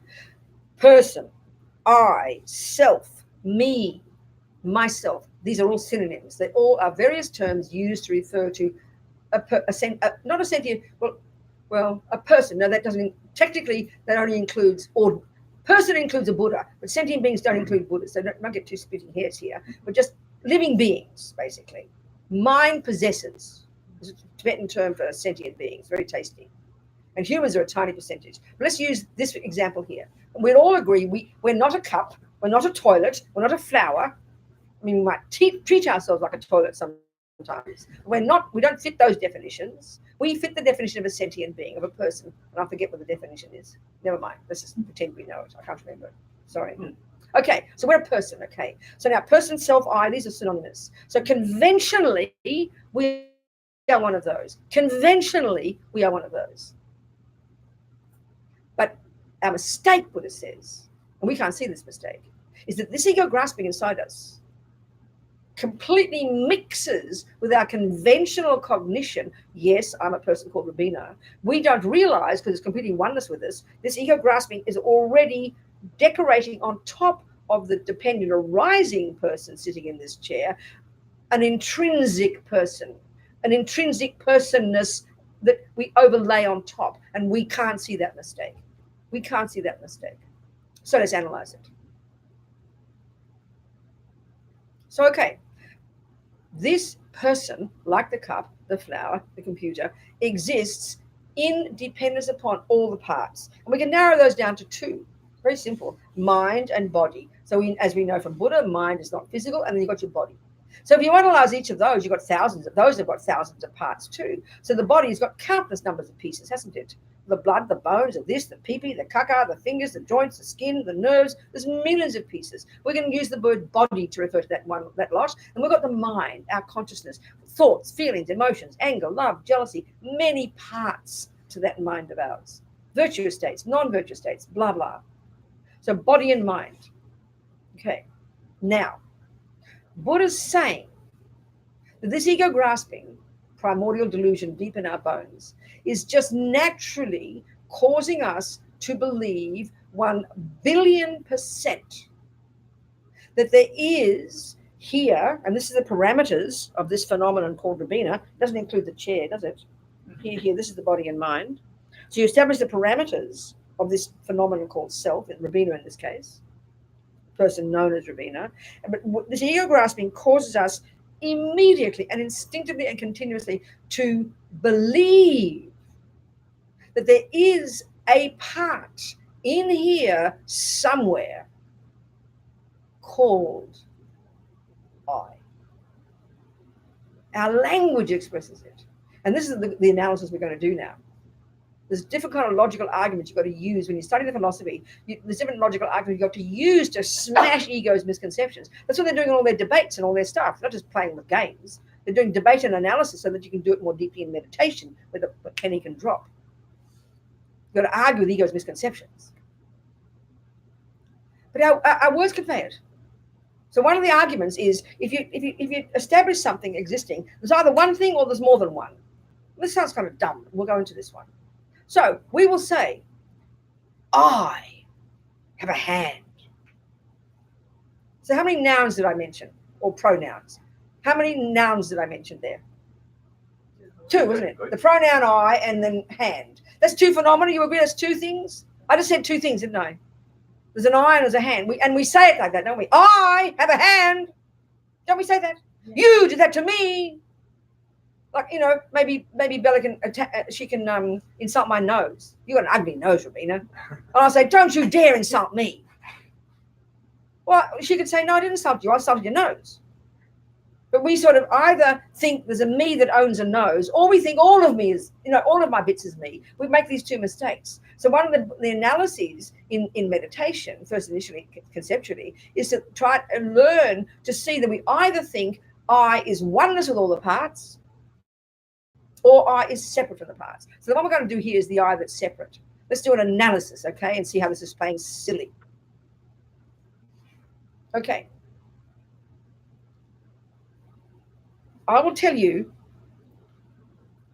that, I have a hand, I have a cup, a computer, and some flowers. So forget the other things, okay? But if you look over here, and you all know English, and you can hear those words, and you can establish from the point of view of phenomena, how many things did I say there? Phenomena. How many phenomena? Phenomenon is a word in Buddhist philosophy that refers to whatever exists. So here we're talking simple phenomena, like a physical. But anything that exists, like anger is a phenomenon, it exists. There's various synonyms. An existent, a phenomenon, an object of knowledge. They're all synonymous for that which exists. And there's a major point for the Buddha, because what qualifies that which exists is the mind cognizing it. The mind, the mind creates things, Buddha says. So I've mentioned 4 phenomena, didn't I? I said I have a computer, a mug, and flowers. That's 4 phenomena. Do we agree? Do we agree with that? And they're just establishing these 4 conventional phenomena. No drama yet. 4 conventional phenomena. Now, this is the point now.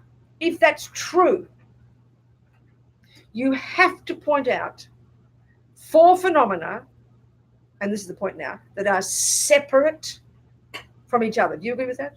That exist that means exist independently of each other, which means in this particular context, they don't rely upon each other for their existence. Would you agree with that? So there's flowers. Those flowers can break, can die. Computer won't be affected, will it? Yeah, that's clear, isn't it? Because they don't exist. So they're 2 separate independent phenomena, in this sense independent, because they don't rely upon each other for existence. You get that, don't you? The same with the cup. They can break, and the flowers don't mind, and the computer doesn't mind. And Robina might mind if she's attached to them, but, Robina's not affected. You agree with this? Yeah. And the same, Robina can walk out the door. These 3 are fine doing their jobs. Do you understand? They're all functioning in their own way, aren't they? This is easy to see, isn't it? There are 4 separate phenomena. 4 phenomena that are independent of each other. Do you agree? Yes. I'll make another statement. I have a hand, a nose, and a foot. Now, without analysis, we'll all agree that's true, won't we? But I've got to prove it. It's called a foot. You agree? That's called a hand. It's called a nose. Do you agree? Now, the fourth phenomenon is called eye, right? Without analysis, we can say that that's true. But now we have to do the analysis. Just let's do analysis, and the analysis we do is exactly the same as before. So again, how many phenomena did I mention? Eye, nose, hand, foot. You agree? You agree. So let's establish if we can establish 4 separate phenomena. You with me? Well, there's a foot. Cut it off. For my hand to do its job of holding something does not need a foot, does it? You agree with that? Yeah. And my foot, if you cut my hand off, my foot does not need a hand to do its function. You get my point? You agree with that? My nose to snort snot needs neither a foot nor a hand. Do you agree with that? So those 3 separate phenomena are right there, aren't they? That's easy to prove. Now, what about the 4th phenomenon? Where is it? Point it out, please. That's the job. We believe it's there. We believe it's there. So you've got to point it out, Buddha says. Please kindly point it out. This is a serious discussion. Point it out. No, you're just pointing out a body. You're pointing out a body. The awareness.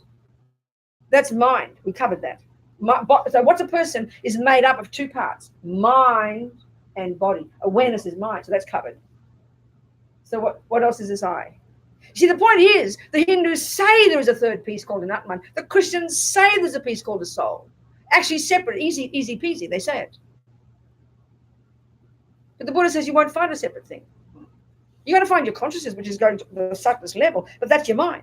And then you've got your body. You've only got your body and your mind. And the analysis in meditation, I mean, they learn this in the monastery, the Tibetan monastic universities for 30, 40 years. Then you go meditate for another 40 to drop.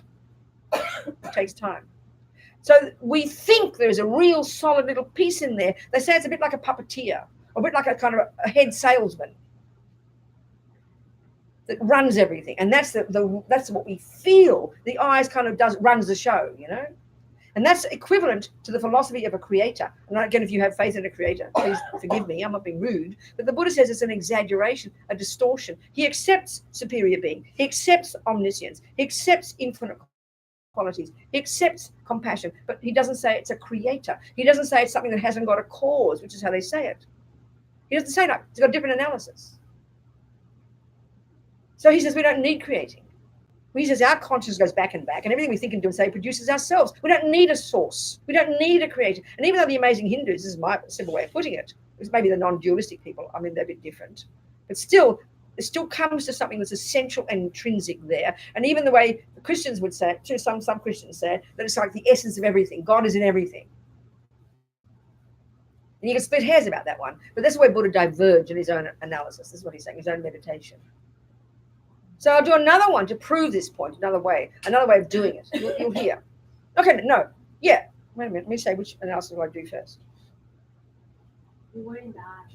Yeah, okay. So, yeah, I understand. So, okay, let's do a little quick analysis to try and, from another perspective, to try and see how we don't need a separate little boss eye.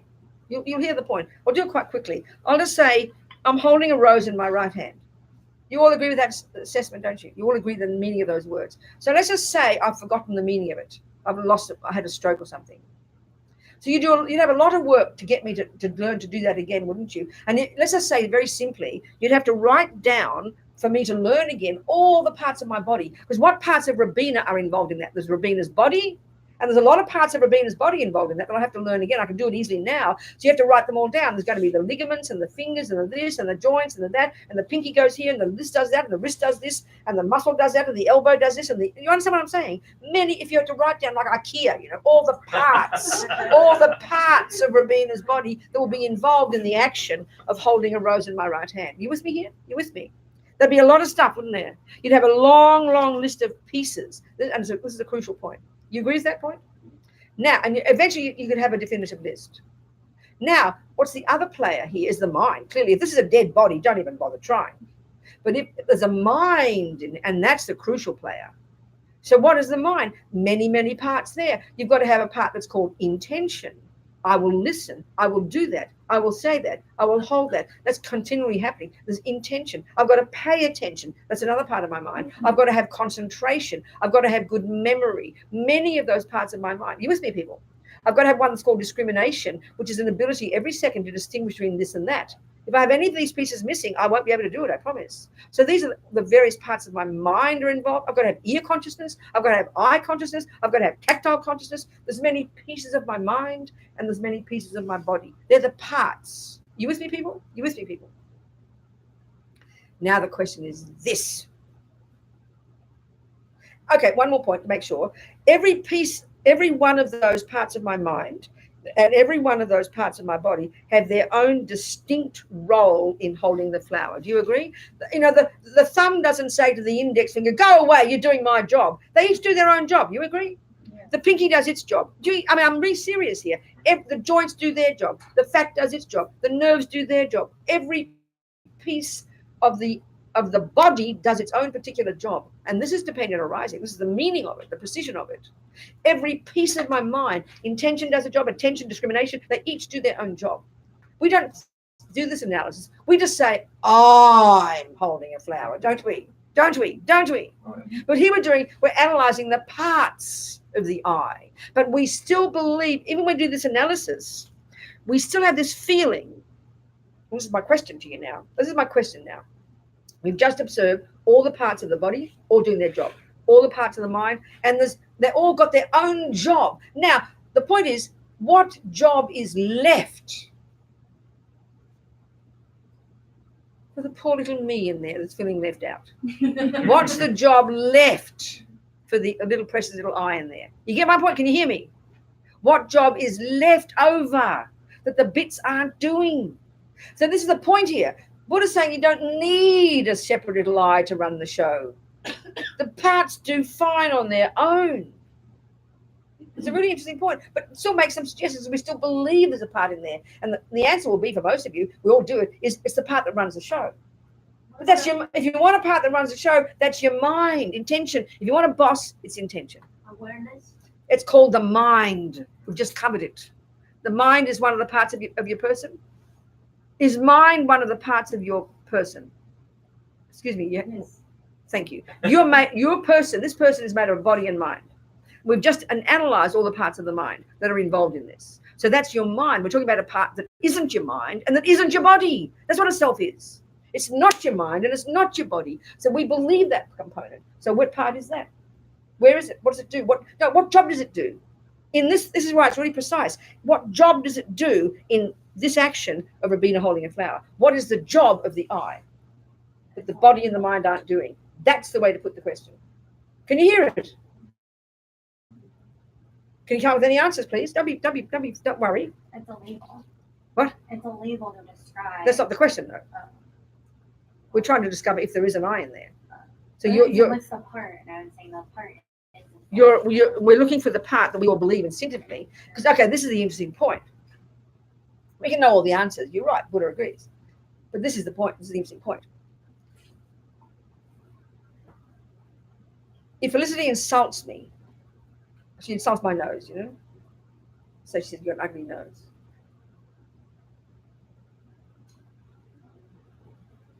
No, she just insults me. No, she insults my nose. And I say, "How dare you insult me?" Well, she will say, "No, I didn't insult you. I insulted your nose." So the point is this. If there is a separate I in there, if there is a piece that is called I that isn't the nose, like before, the flowers aren't hurt by the computer being broken. The flowers, my foot is not hurt when my hand is broken.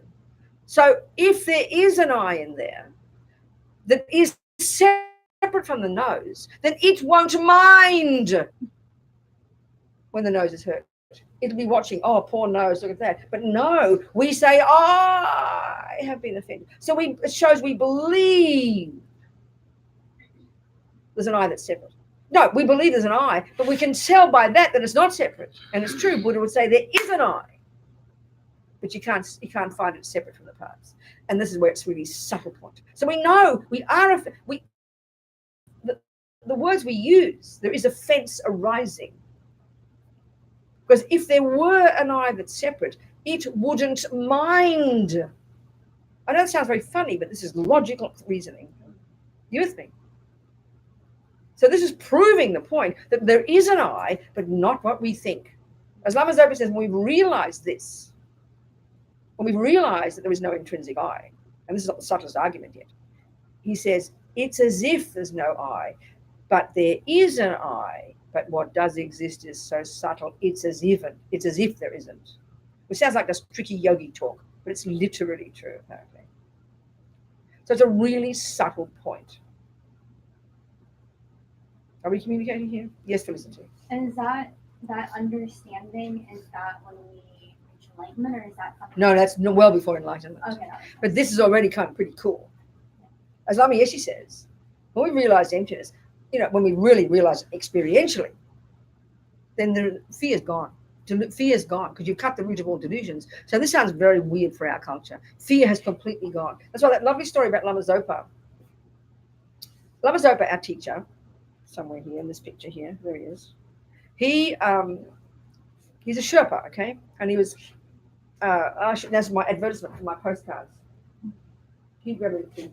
I'm going to do my advertisements now. Excuse me. Come here. Just one, darling. Just one. And the other one, too. This is my time for advertisements. I'm so sorry. But it's all right. It's for a good cause. Lama Zopa comes from a place called Laudo. It's actually a place up in the mountains, 4,500 meters up in the mountains beyond, in the Mount Everest region. He's a Sherpa. And he met Lama Yeshe in India when they both came out of exile in 1959. They came together. So Lama Zopa,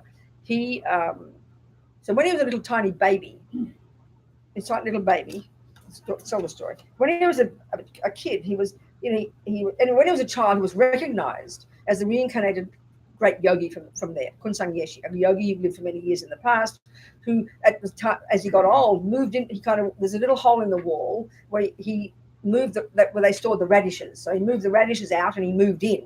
And the Laudo means radish. And so he's known as the Laudo Lama because he's now got a monastery there. Lama Zopa is his reincarnation. And it's a monastery there and it's a cave where he used to meditate in the past life.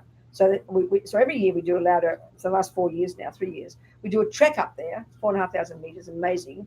And we stay there for 6 days and do a retreat. And it raises money for Lama Zopa's, for various projects up there. That's that one. And incidentally, this one, we'll be doing for 16, 17 years, 18 years now, 18 years, is this a pilgrimage to India and Nepal, all the main places of the Buddha. I've been led about 16. I'm not bored yet. They're so amazing. And we start in Kathmandu. We go to the holy places in Kathmandu. Then we go to India. We go to Shravasti, where he did retreats during the rainy season. We go to Kushinagar, where he passed away. We go to Rajgir, where the Heart Sutra and taught many sutras. And then we go to Bodh Gaya, we got enlightened. Then we go to Varanasi, where he taught. And then we go back to Kathmandu. It's an amazing experience. People love it. And that's his pilgrimage. And that raises money for our prison project. $500 a head. So that's my ads, okay? But this one, what? Anyway, the postcards are over there. And we did this one this year already. And next year we're doing it says May, but actually it's October. You'll see on the website. And that's one this year in October. Anyway, the point is now about Lama Zopa. When he was a little boy, he'd been recognized as this reincarnated yogi from the past. And why they do that is because when he's tiny, they say that about these children, they behave like really unusual. He kind of, he knew what he was. From the time he could crawl, apparently, as soon as Mummy would turn her back, they found little Zopa crawling up this mountain hill to where they knew the cave was of the previous Laudo Lama. They'd always find him asleep there, Every time they'd turn her back, they'd find him. Every time then he started to talk. And he'd be walking up the hill, come home. No, he'd say, that is my home. So he acted like an unusual little person. So they think they better check with the Lama. Or whenever he played games, because they say these reincarnated Lamas, they have a very vivid memory when they're young. They're very conscious of who they were. They lose that as they get older sometimes. So when he played games, he played mud pipe offerings, and he'd say all his benefactors were coming, all his people from his past life. He was coming for the prayers and pujas, So his mummy checked up with the local lamas, and they did their divinations. So they announced that it seems to be he's the reincarnation of the Laudo Lama. Anyway, at some point when he's about 8 or 7, he was sent off to this monastery. And this is the story, okay? He told this story years later. He said there was this big river. He tells the story different ways, actually. I heard it recently slightly differently. But there's this big river, and on the other side are these strange-looking people, white people, straw-colored hair, pale-colored eyes. They sound like zombies, So anyway, he's really fascinated and wanted to meet them. Now it's all his students are not all white, but quite a lot of white.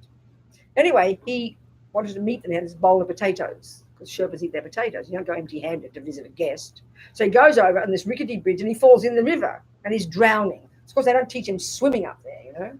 So this is how he told the story. He said, the head, and I'll explain this later, the head was coming to the surface for air. And then he said, it occurred to me, the person known as the Laudo Lama is about to die. And then he said, I didn't know anything about emptiness, but there was no fear. So this is the point that Buddha's saying, that all these neuroses we have, rooted in this deepest of all one called ego grasping, are in the nature of fear, because they're all fantasies, they're all liars. So we're living in fantasy. No wonder we're scared. No wonder we're fearful. Look at jealousy, attachment, anxiety. Every one of the delusions is fear-based. We're living in a state of constant, panic attacks.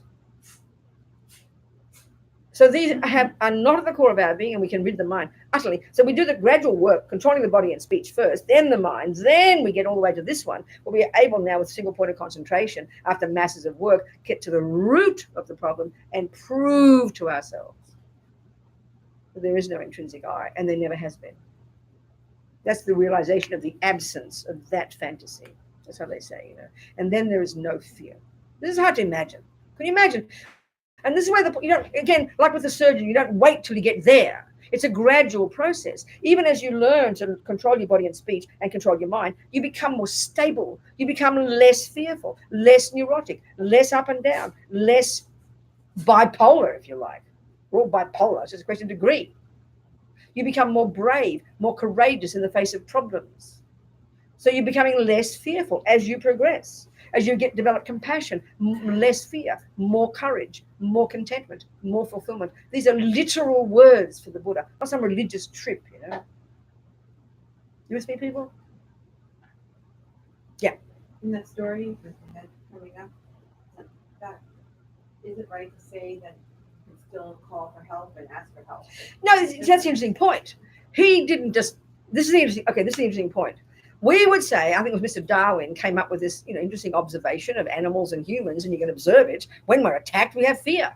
And we call it instinct for survival. So we've given it the meaning that when you're attacked, you need that fear that gives you this drive and this energy to go do something about it, which is what you're just supplying. So then naturally the assumption would be, if you don't have what we think is instinct for survival, that Lamazopa would have sunk to the bottom of the river like a stone and go, oh, well, I'm dying. See, that's conflating the neurotic fear-based sense of I and a reasonable intelligent. He was coming to the surface for air. You would have seen a little boy gasping for air. But this is the shocking part. His mind was not disturbed. He was still rushing to the surface for air, but his mind was clear. And even if he had drowned, there would be no fear. This is hard for us to conceptualize because we assume fear is a normal part of a normal person. So you've got to think of this stuff carefully. You see what I'm saying? So you don't, in other words, the Buddha would say it's absurd to think you've got to have fear to tell you what to do. That's called common sense. And the reality is, if you have fear, you might do something, but it's panic stricken. Whereas if you don't have fear, he had common sense. So he tried his best to get alive. And if he didn't, he would have said, okay, I'm dying. What the hell? He wouldn't have, you do what you can. And when you don't have fear, you can deal with the situation better. We all know that. Do you understand? Yeah. Yeah. Go. Hang on. Yes, Ian, go. Does the mind fantasize the I? Yeah, completely. We made it up. Yeah. We have made it up. But he says it's eons old, this belief, so it's quite deep. Do you understand? Yes. Go. What's your question? The subtle consciousness, does it arise and cease repeatedly? No. Our subconscious is always there, but we're not conscious of it. That's why you've got to have concentration to go to access it. It's like you're asleep all the time at that level. It's not coming and going. I mean, when you dream, that's just subtle consciousness. It doesn't depend upon your senses. And that is what meditators can get to with complete control. You've got even a subtle level than that. And it's only at that level that you can really do this stuff. The clear light mind. That's the one that's capable, the subtlest level. Yes. Where is the karma? Because those are seeds. Darling, it's just an analogy. Karma is just a word that means action, that refers shorthand to this law of cause and effect that runs everything. That's all. Seed is just an analogy. Your mind is not physical. There can't be a real seed. It's an analogy. That's all. Karma is a name. What's botany? Describe what botany. What's the meaning of the word botany? The study of. Well, we can even say it's the name of the law. Botany is articulating the laws that run gardens. Would you agree with that? Do you agree with that? Well, then same here. Karma is the name of a law that runs lives. It's a natural law. No one made it up. No one made up botany, but intelligent people have come along and observed the way the universe works and have articulated those laws. Would you agree with that? That's the Buddha. And the Hindus too have with their subtle mind and their amazing subtlety of their own minds, have articulated the law that they say runs the universe, not a creator. And it's not random, good luck and bad luck, which is how we think. It's a natural law that suffering is coming from negative actions and happiness comes from positive actions. Simple. That's the essence of it. If they were created in the past. Excuse me, I beg your pardon? If those actions were created. What do you mean? Sorry. What do you mean by those actions? Be more precise. Any action was created in the past and just done. You don't create an action. You do an action. So you did an action in the past. You probably ate breakfast yesterday. So what's the question? And then it has. At some point, it will have results. Okay, so wait. Keep it simple. Did you eat breakfast yesterday? Yes. Okay, so that will bring results. It's an action, and it'll bring results. Would you agree? Yes. And on the physical level, it'll probably bring, if you ate properly, it'll bring good health. Well, that's cause and effect. And your mind did things while you're eating breakfast, didn't it? Let's say you're attached to your breakfast and you have no compassion, no awareness, then that attachment will put impressions of more attachment. You're growing attachment, aren't you? You're developing the habit of being attached. Would you agree? Okay, it brings results, naturally. If you practice piano every day, it brings results. And the result is you're being good at piano, nothing special. That's called karma. It's just natural, law of cause and effect. Whatever we think and do and say programs us to keep thinking and doing and saying those things. And it brings even more subtle results as well. It's a natural law, Buddha says. Are you with me? Does that answer your question? Thank you. What else, Peter? What else? Nothing? Yes, go. I've seen some senior Buddhist teachers talk about Buddhism and Christianity being compatible. You can be both, practice both. I come from an atheist background, yes. But it seems to me you can't say they both go together unless you utterly negate crucial parts of one. No, of course. I mean, I think because the world is made up of many religions and we get very neurotic about them, I think it's excellent to talk about how they're compatible if you've got an open mind. I mean, the Dalai Lama, I remember I led retreats years ago with a Catholic nun, one of the Catholic nuns of the same order of nuns who taught me at school. And she was probably my age then. She was old then, and now I'm that age. But I remember she was in heaven. She loved the practices I gave her. So you could say that there were certain practices in Buddhism, like meditation techniques, encouraged her and increased her own ability to have faith in God. Okay. But if you want to say to a Christian, you stop believing in God, that's where it contradicts. Yeah, so of course it's soul creator and afterlife. Yeah, absolutely. All those things completely different. Okay. But so many other parts where they merge, and that's what the real point is. Okay. You can find the common ground between a communist, a Muslim, and a Catholic. You're going to find plenty, but there'll be plenty where you won't find. So then with it coming together so if you want to really be, we can see we're all human. If you base it on that level, there's complete common ground. Isn't it? But that's when we get caught up in our views and we start fighting. That's our trouble. But it's very clear. Many people say they're all the same. Absolutely are not all the same. It's very simple. They're not the same. I remember that very vividly. I remember some lovely Lutheran people came to Kathmandu years ago when I was based there. And they were asking all the differences. I was talking about karma, about different things, And I also talked about the bodhisattva ideal, which is you go life after life after life, driven by compassion to never give up helping others. And it was very straightforward. He said, oh, no way do I want that. He said, I want to go to heaven with God, please. So it's very clear they're different. That's a simple difference, Yes. I'm not complaining. It's a difference. Nothing wrong with difference. Yeah. It's a bit like trying to have Esperanto. It just doesn't work. No one speaks it. It's too wishy-washy. Just be content with the differences and be happy, Yes. I think Dalai Lama said that use Buddhism to be whatever you are, be better at. You're a good Muslim, be better Muslim. Well, I think also he says that because he's so popular. Right. My feeling is he's so popular. People can get really upset, like he's running around converting everybody. So he's not. He means it sincerely. If you're a Christian, stay a Christian. But he knows that 90% of his Western students were Christian once. So he's got to say that because he means it sincerely. But in the end, he's not saying it because otherwise he'll be just accused of stealing everybody's children because he's so charismatic, he knows he has an effect. Do you see my point? But I was a Catholic and I'm completely happy being a Buddhist. I'm not objecting to my Catholic upbringing. I loved it. But the Buddhist philosophy of me is absolutely the one I'm happy with. What else, people? Yes, darling. So no intrinsic self. No intrinsic anything. Yes, but we have a mind. It's all right, just wobbles. We have a mind that carries the karmic fruits of past actions that, like, when you get pregnant or when you become pregnant, you can feel like consciousness in you. So mind is not like intrinsic, and is that because that's dependent on things? Or? Yes, that's the reason.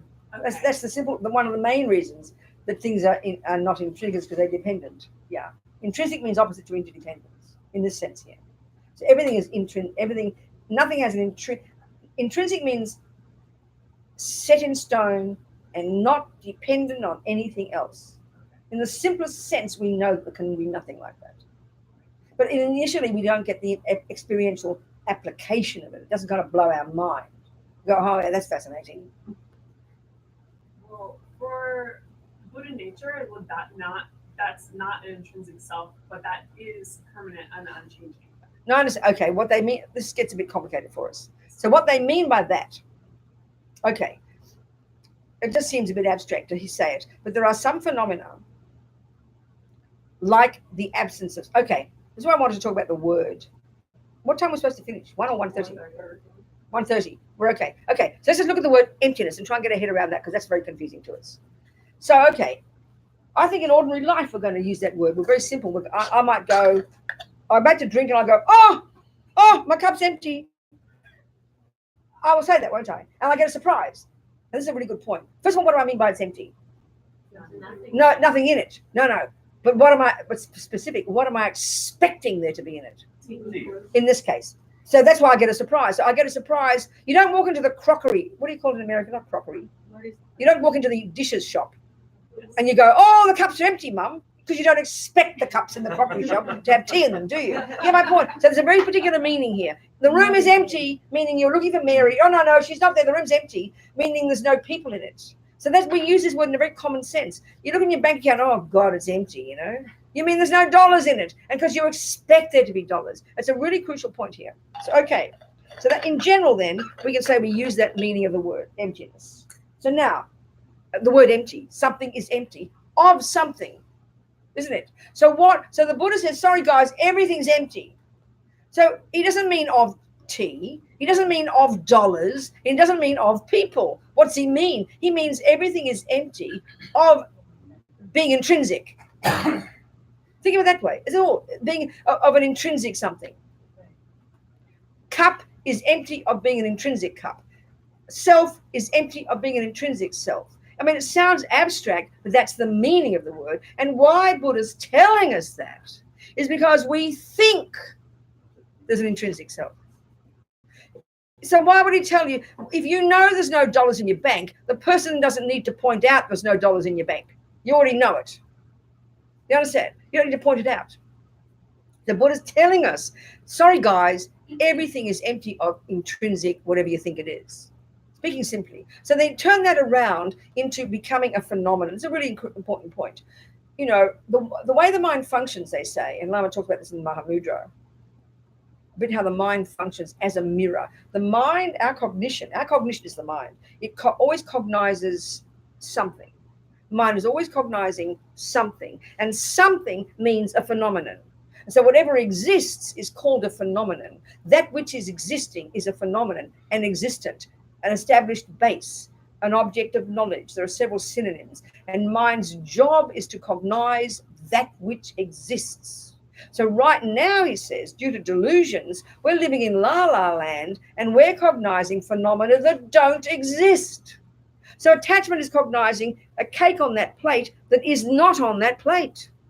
The attachment in me is cognizing a fantasy, divine, delicious cake that'll make me happy. That's not the cake on that plate at all.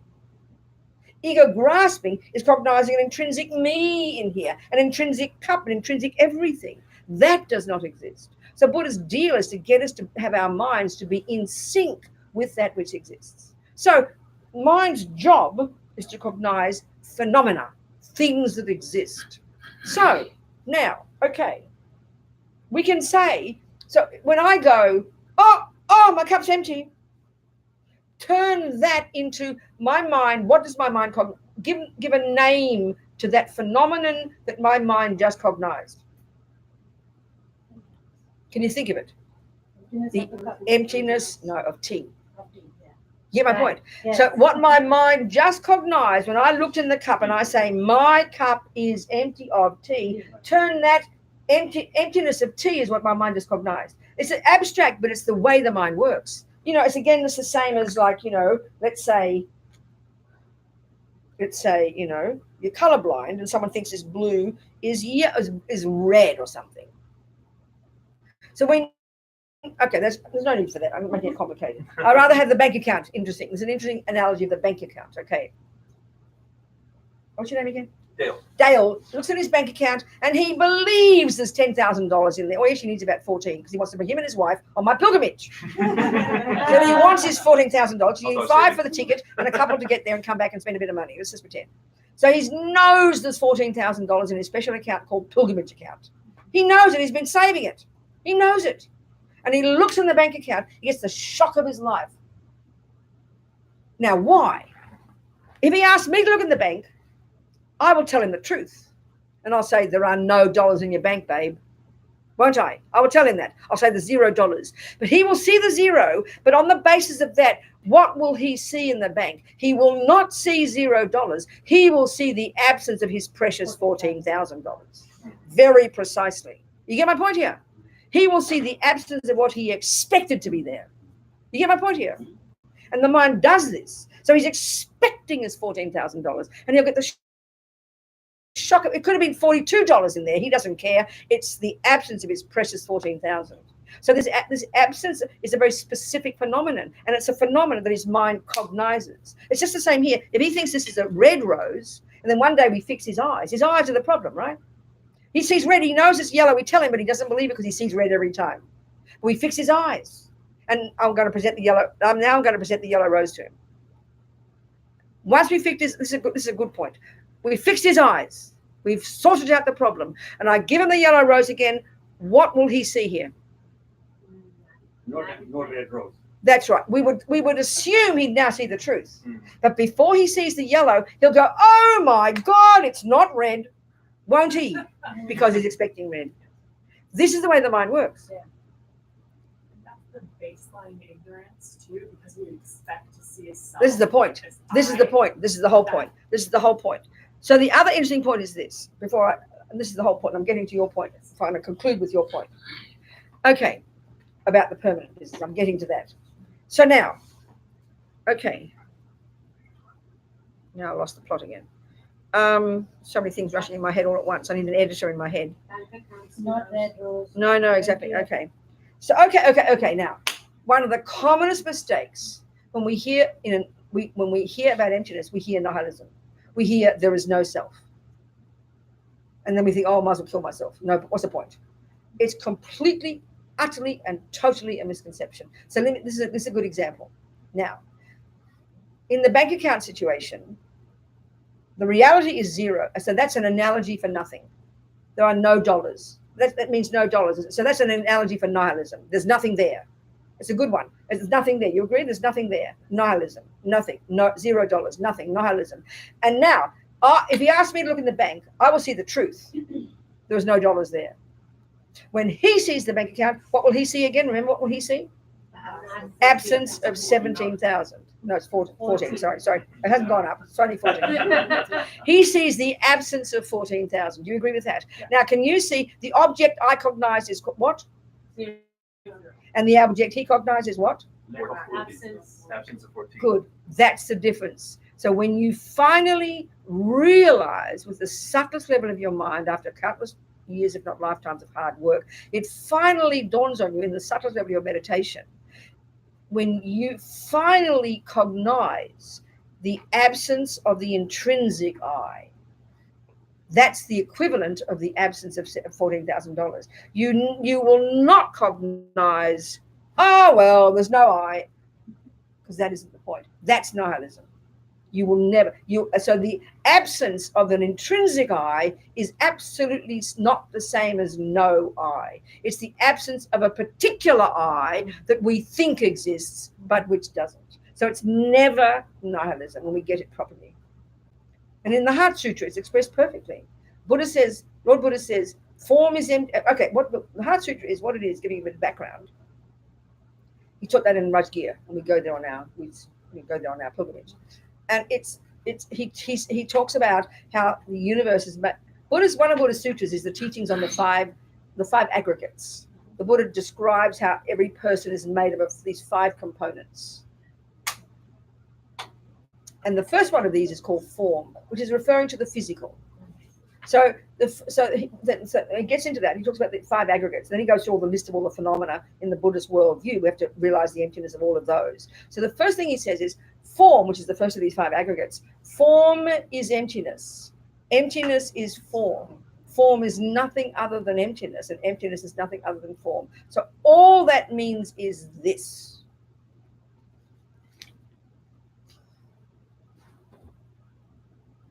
Let me get it straight.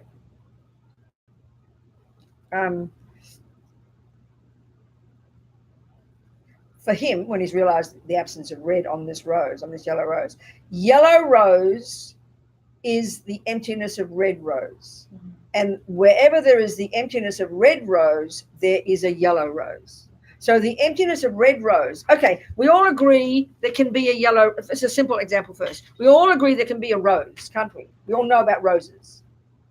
And we all know about yellow, we can conceptualize yellow roses, can't we? But if you want to have a direct experience of a yellow rose, what do you need? A yellow rose in front of you. So a real experience is there is a yellow rose. Now he has been thinking all this time it's a red rose. He's now fixed the problem. He's realized the emptiness of red rose, hasn't he? And so the emptiness of red rose, where does it exist? My mind. No. On a yellow rose. On the yellow rose, okay. Can you hear that? Yeah. So then wherever there is yellow rose, there is the emptiness of red rose. The emptiness of red rose is the presence of yellow rose. And yellow rose is the emptiness of red rose. Can you hear that? Form is emptiness. Meaning wherever there is a form, there is the existence of the emptiness of intrinsic form. Okay. And wherever there's the emptiness of intrinsic form, there is form. So you can't have nihilism. That's the point. Because as soon as we hear the 2 truths, we go, everything's empty. And we go, oh, well, chuck the baby out with the bathwater. There's nothing there. I might as well kill myself. That's nihilism. And then we hear dependent arising, that there is a self. But as Amazoba says, so subtle, it's as if there isn't. And then we go, oh, thank God there's something. Grasp. So we grasp at the intrinsic permanent view, there is something, or we grasp at there's nothing and throw the baby out the bathwater. Well, the 2 truths are much more nuanced and subtle, and they come to the middle way. Because finally we realize the emptiness of intrinsic self and conventional self are the same. They come together. And when you begin to see how these 2 point to each other, you get to the middle way. But we're nihilistic. We go, there's something or there's nothing. So the intrinsic view of there being a permanent self or the view of there being nothingness are the only options we can think of. But it's way more nuanced than that. So all of this, the point is your question. Now, let's look at the abstract. It's a bit abstract. All phenomena that are impermanent, Buddha says, are dependent upon causes. So all phenomena that we know in our world are impermanent. But there are some phenomena that aren't. So what they mean by impermanent here is changing from moment to moment. But there are some phenomena that aren't like that, but they do exist. And that's what they mean by permanent, meaning unchanging.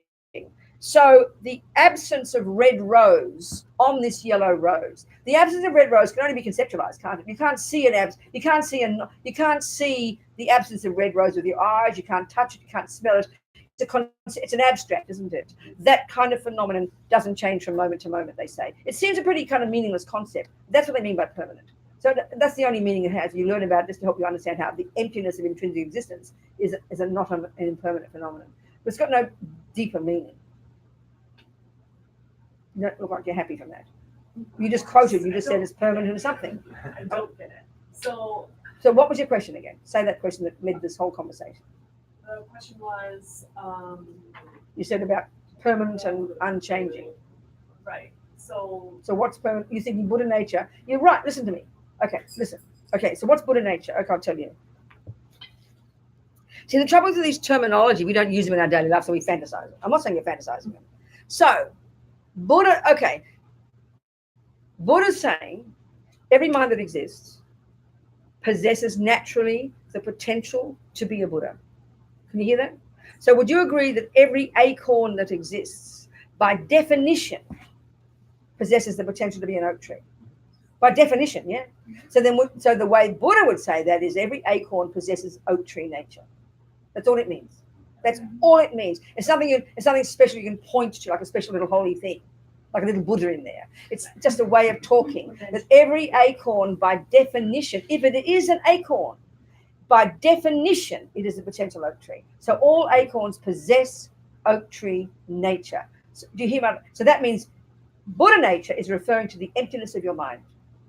So what Buddha nature is, there's two levels. Conventional Buddha nature is your capacity to become a Buddha and the steps you take. The ultimate Buddha nature is the emptiness of your mind. Because the Buddha would say, because everything has no intrinsic nature, things can exist. That if they had an intrinsic nature, they could not exist. Just the way they talk in the philosophy. So the phenomena like that don't change from moment to moment because they're abstract.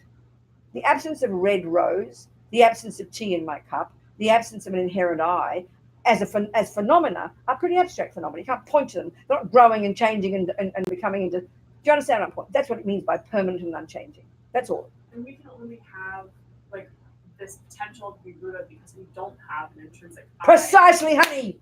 Yes, exactement. Okay, that's right. Maybe it's time to. He's very good. Well done. It's time to finish then. Time to go home, I think. No questions here? No. People were just saying thank you. All right, darling. What? People were just saying thank you. Okay, darlings. Thank you, everybody. Thank you so much. So I'll see you in New York. I'll be in New York tomorrow. So I think we've had enough today. Food for thought. What do you think, Sophia? Sophia? I know her daddy. And he called her Sophia because he came to work for me. I bullied him into coming to Greece to work for me. I was in Thailand about to go home, and I emailed in post. Used to have post restant in those days. I said, "You come to Greece and help me build the Gompa." So he did. I think he called you that for the first. Didn't he? You got the call because of Greece, didn't you? Sophia. That's right. Wisdom. So she got called Sophia. Yeah. Yeah. Okay. So did you enjoy this discussion or not, Sophia? You did, darling. I'm very happy. You too, Ian? You happy? Okay. So whatever we've gotten from this experientially, whatever it is that we think we can use as tools in our life, and one of the ways of applying emptiness is so simple. His Holiness is amazing. He said, it's easy how you apply emptiness in daily life. See something from another point of view. That's it. That's dependent arising. Because when your mind's so focused, it is this. No, it's not. This may be that. Such an easy way to apply emptiness. See things from another point of view. That's profound. So maybe you'll do that. And maybe we develop the compassion wing as well. And they each help each other, don't they? Because if you can see something from another point of view, you can see their goodness. You can see their potential. You can see they're a maniac, yeah, but you can see their Buddha nature and you want to help. Of course they're a psycho. They are. It's their suffering. That's why my friend Andre, so moving, when I told you yesterday, I think, who happens to be black, and he helps people in prison, and he had this conference with a woman who happened to be white, both Americans, in this conference we had in San Francisco about justice. And each of them had their children murdered. And Andre, this is his ability, he's a wonderful human being, helps people in prison, helps kids in prison.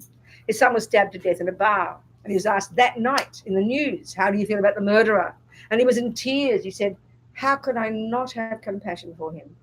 His suffering is only just beginning. Now, if that's not seeing something from another point of view, I don't know what it is. Isn't it? Nothing to do with attachment. That's incredible, isn't it? Straight away, tears, I was on the news in North Carolina, in Raleigh. So it was a powerful teaching. Amazing, isn't it?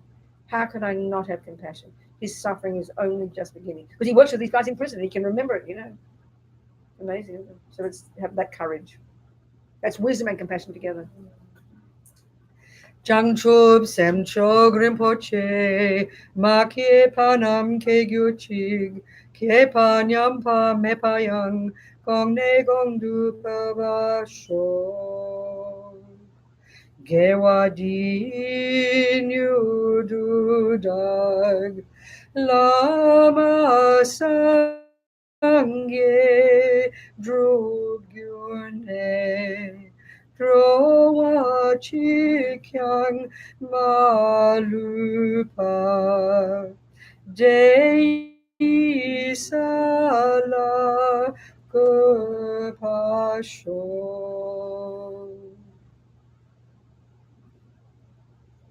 All right. Thank you, everybody. Very much. Very much. Thank you. Thank you. Goodbye, people on the computer.